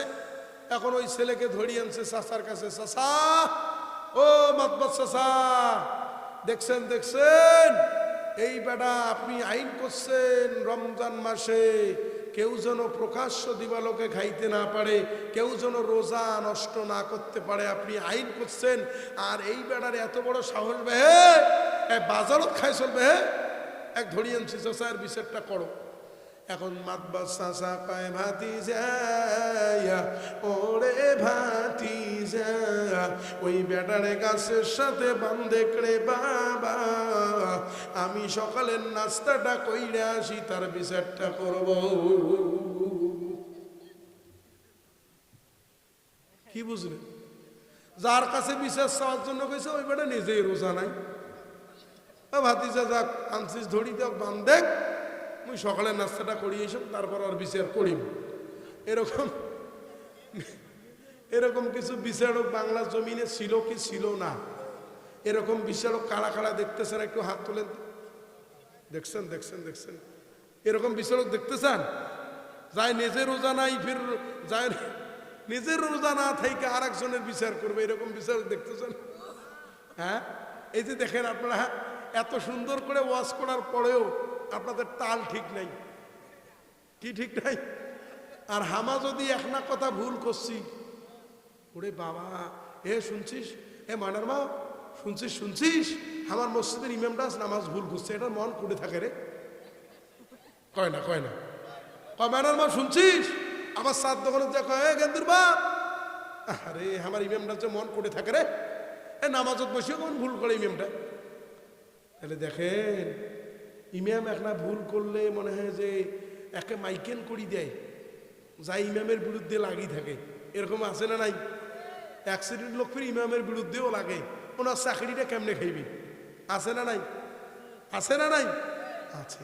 তাহলে দেখেন আপনারা সামান্য একটা কথা মনে রাখতে পারলেন না, একটু কথা, আর আমরা এতগুলো কথা বলতে গিয়ে তো একটু কম বেশি হতে পারে। এজন্য কি সমালোচনা আলোচনা করা যাবে কি বাবা? যাবে না, আমাদের ভুল ত্রুটিই হতে পারে। যাই হোক, আপনাদের আমি এরকম মাহফিল জীবনে দেখি নাই আমার এই বয়সে। আসলে যদিও 27 বছর বয়স রানিং, আমি 2009 সালে হিফজ শেষ করেছি। তো ওয়াজের জগৎ যখন ছাত্র তখন থেকে ওয়াজ করতাম। আর আমার একটা জীবনের অজানা গল্প আপনাদেরকে বলি। সেটা হচ্ছে আমি যখন ছোট ছিলাম, ওই যে আপনার বদনা আছে না, বদনা কথা হয় না, কি ছিল ওই বদনা ঝিক, মানে বাঁশের না যে ঝিক হয় না, ওর কি কয়, কঞ্চি? হ্যাঁ, মিডিয়া সাহেব আমার জীবনের গল্পটা একটু রেকর্ড করেন তো। ওই কঞ্চি মানে ঝিকের মধ্যে বদনা লটকাই দিতাম। আর ওই যে কলার গাছ ছিলেন তো, ওখানে ঢোঙ্গল কি বলে, হ্যাঁ ঢোঙ্গা, ঢোঙ্গা, ওই ঢোঙ্গা দিয়ে ওপরে ছাদ দিতাম, মানে টিন টিন, ওইটা হয়তো টিন মানে ঘর করতাম। আর ওখান থেকে আবার যে দড়ির মতো বের হয় না, হয় না, হয় না, ওইটা বানাইতাম তার, ওইটা বানাম কি দোতলা মানে তার বানাইতাম। আর ঝিক ভেকড়া কইড়ে এরকম করে মুখের সামনে নিয়ে ছোট ছেলে পেলে সব আসতো, আমি ওয়াজ করতাম। মানে ছোট থেকে একটা আমার একটা প্রতিভা ছিল যে আমার বক্তা হতেই হবে, আমি একদিন ওয়াজ করব, এরকম একটা প্রতিভা ছিল। তো সুপুরির গাছ ছিলেন আপনারা, পেয়ারার গাছ, এই পেয়ারার গাছে চড়ে আমি আজান দেই, মজ্জেন সাহেব আজান দেয় উপরে দুটি, আমি উপরে দুটি আজান দিতেছি। তা আমার নানা বাড়িতে আসছে, আসার পরে আমার নানা যখন আমার আজান শুনছে, আল্লাহু আকবার আল্লাহু আকবার, এখন আর কি কণ্ঠ, তখন আরো কণ্ঠ ছিল, এখন তো গলাটা একটু বসে গেল। যাই হোক, আমরা আমার আজানের কণ্ঠ অনেক চমৎকার ছিল ছোটতেই। তো আমার নানা আজানটা শোনার পরে আমাকে আর ছাড়বে না, মাদ্রাসায় ভর্তি করেই দেবে। আমার আব্বা কয়, এই যে শয়তানের শয়তান, হ্যাঁ এলা হাফেজ হওয়ার পাইবে। আমি মানুষের ব্লেড দিয়ে প্যাট পর্যন্ত কাটি দিছি, কি করবো আপনাদেরকে। তো যাই হোক, নানা ভর্তি করে দিল, আলহামদুলিল্লাহ। ভর্তি হওয়ার পরে 2-3 দিন পরে মাথায় একটা চিন্তা আসলো, আর মাদ্রাসা পড়া যাবে না। কি করলাম, চিন্তা করলাম কি, আমার জুব্বা টুপি এগুলো একটা গর্ত খুঁড়ে গর্তের ভিতরে ঢুকায় রাখবো, যেন আমাকে আর মাদ্রাসায় না পাঠাইতে। যখন এই চিন্তা করলাম, আল্লাহু আকবার আল্লাহু আকবার, আমার মা আমার নানুর বাড়ির পাশের মাদ্রাসায় যখন আমাকে ভর্তি করে দিল, মা জানে আমি তো টিকতে পারবো না। মা ওখানে প্রায় 7 দিন আমার জন্য ছিল। 3 দিন যখন, তৃতীয় দিনের দিন যখন এইরকম আমি একটা চিন্তা ভাবনা করলাম, আমার মন মানসিকতা আমার মা বুঝতে পারলো। আমার মা জননী, এই কথাটা মনে হলে আমি আর চোখে এখনো পানি রাখতে পারি না। আজকে মায়ের দোয়ার কারণে, বাবার দোয়ার কারণে আমার মতো একটা গুনাহগার এই চেয়ারে বসে কোরআনের কথা বলার সুযোগ পায়। হাজার হাজার মানুষ আমার ইউটিউবে ওয়াজ শুনে আমাকে দাওয়াত দেয়, হাজার হাজার টাকা হাদিয়ে দেয়। আমার মা বুঝতে পেরেছে আমি কোনো একটা দুর্ঘটনা ঘটাবো। আমার মা তখন আমার হাত ধরে হাউমাউ করে আমার মা কান্না শুরু করে দিল। আমার মা বলে, বাবারে তুই যদি হাফেজ হইতে না পারিস, এলাকায় আমরা মুখ খাইতে পারবো না। মায়ের ওই চোখের পানির কারণে, মা ওই চোখের পানিটা যখন, মায়ের চোখে যখন আমি পানিটা দেখেছি, আর আমি ঠিক থাকতে পারি নাই। আমি নিয়ত করেছি, আল্লাহকে বলেছি, আল্লাহ আমাকে তোর কোরআনের হাফেজ বানাইস। মায়ের ওই চোখের পানির কারণে আজকে আমি বক্তা হয়েছি। মায়ের ওই চোখের পানির কারণে, বাবার ওই চোখের পানির কারণে আজকে আপনাদের সামনে কথা বলার সুযোগ পেয়েছি। এজন্য আপনি দুনিয়ার ভিতরে মায়ের দোয়া নিবেন, বাবার দোয়া নিবেন। এই দুনিয়ায় আপনার মা ছাড়া, বাবা ছাড়া কেউ কিন্তু আপন হয় না। লক্ষ্য করে দেখবেন, প্রমাণ করে দেখবেন, এই দুনিয়ায় আপনাকে আপনার যত বন্ধু ভালোবাসুক না কেন, কোন বন্ধু আপনাকে স্বার্থ ছাড়া ভালোবাসে, স্বার্থবিহীন, স্বার্থ ছাড়া শুধু ভালোবাসে আপনার মা, আপনার বাবা। গতকাল আমি রাত 2:30 বাজে যখন বাসায় গেলাম, আমার মা যখনই হরেনটা দিয়ে দিলাম, মা জননী একবার হরেন দেওয়ার সাথে সাথেই আমার মা জাগনা পেয়ে বলতেছে, এত দেরি হলো কেন? মাকে বললাম, মা তুমি কি ঘুমাও নাই রে মা? মা তখন বলে, বাবারে তুই যদি বাহিরে থাকিস আমি কেমনে ঘুমাই? এজন্য আপনাদেরকে বলি, মায়ের দোয়া নিবেন, বাবার দোয়া নিবেন, আপনি জীবনে সফলতা অর্জন করবেন। বলেন ইনশাআল্লাহ। আমরা মা বাবার দোয়া নেওয়ার চেষ্টা করব। মা বাবার যদি দোয়া নিতে পারি, আমরা জীবনে অনেক কিছু করতে পারবো। বলেন ইনশাআল্লাহ। আল্লাহ আমরা মা বাবাকে কষ্ট দিব না। যারা মা বাবাকে কষ্ট দিয়েছি, আজকে এই মুহূর্তে এখানে তওবা করেন, মায়ের কাছে বাবার কাছে গিয়া মাপ চাবেন। মাকে যদি আপনি একবার মা বলে ডাক দেন, মায়ের কলিজাটা ঠান্ডা হয়ে যায়। আহারে, মা যখন খাইতে বসেছে, মা যখন খাইতে বসেছে, আপনি আমি যখন মায়ের পেটের মধ্যে ছিলাম, মাকে লাথি মেরেছি, মা আর খাইতে পারে নাই, খাওয়া থেকে উঠে দাঁড়াইছে, মা ঘুমিয়েছে। আপনি যখন লাথি, আপনি আমি যখন মায়ের পেটে থাকাকালীন লাথি দিয়েছি, আহারে মা আর ঘুমাইতে পারে নাই, মা আর ঘুমাইতে পারে নাই। যেই মা 10 দিন 10 মাস আপনাকে 10 মাস 10 দিন লালন পালন করলো, আল্লাহকে ওয়াস্তে ওই মাকে কেউ কষ্ট দিবেন না, ওই বাবাকে কেউ কষ্ট দিবেন না। বউয়ের কথা শুনে মাকে আলাদা করে দিবেন না, বাবাকে আলাদা করে দিবেন না। মা যদি আপনাকে বদদোয়া করে, এটাও আল্লাহ কবুল করবে। মা যদি আপনাকে নেক দোয়া করে, আল্লাহ সেটাও কিন্তু কবুল করবে। কথা বলেন ঠিক কিনা? এজন্য আমার প্যারের ভাইরা, যুবক ভাইয়েরা, আপনাদের পায়ে হাত রেখে বলে দিতে চাই, কখনো কোনো দিন কশ্চিমকালেও মা বাবাকে কষ্ট দিবেন না ইনশাআল্লাহ।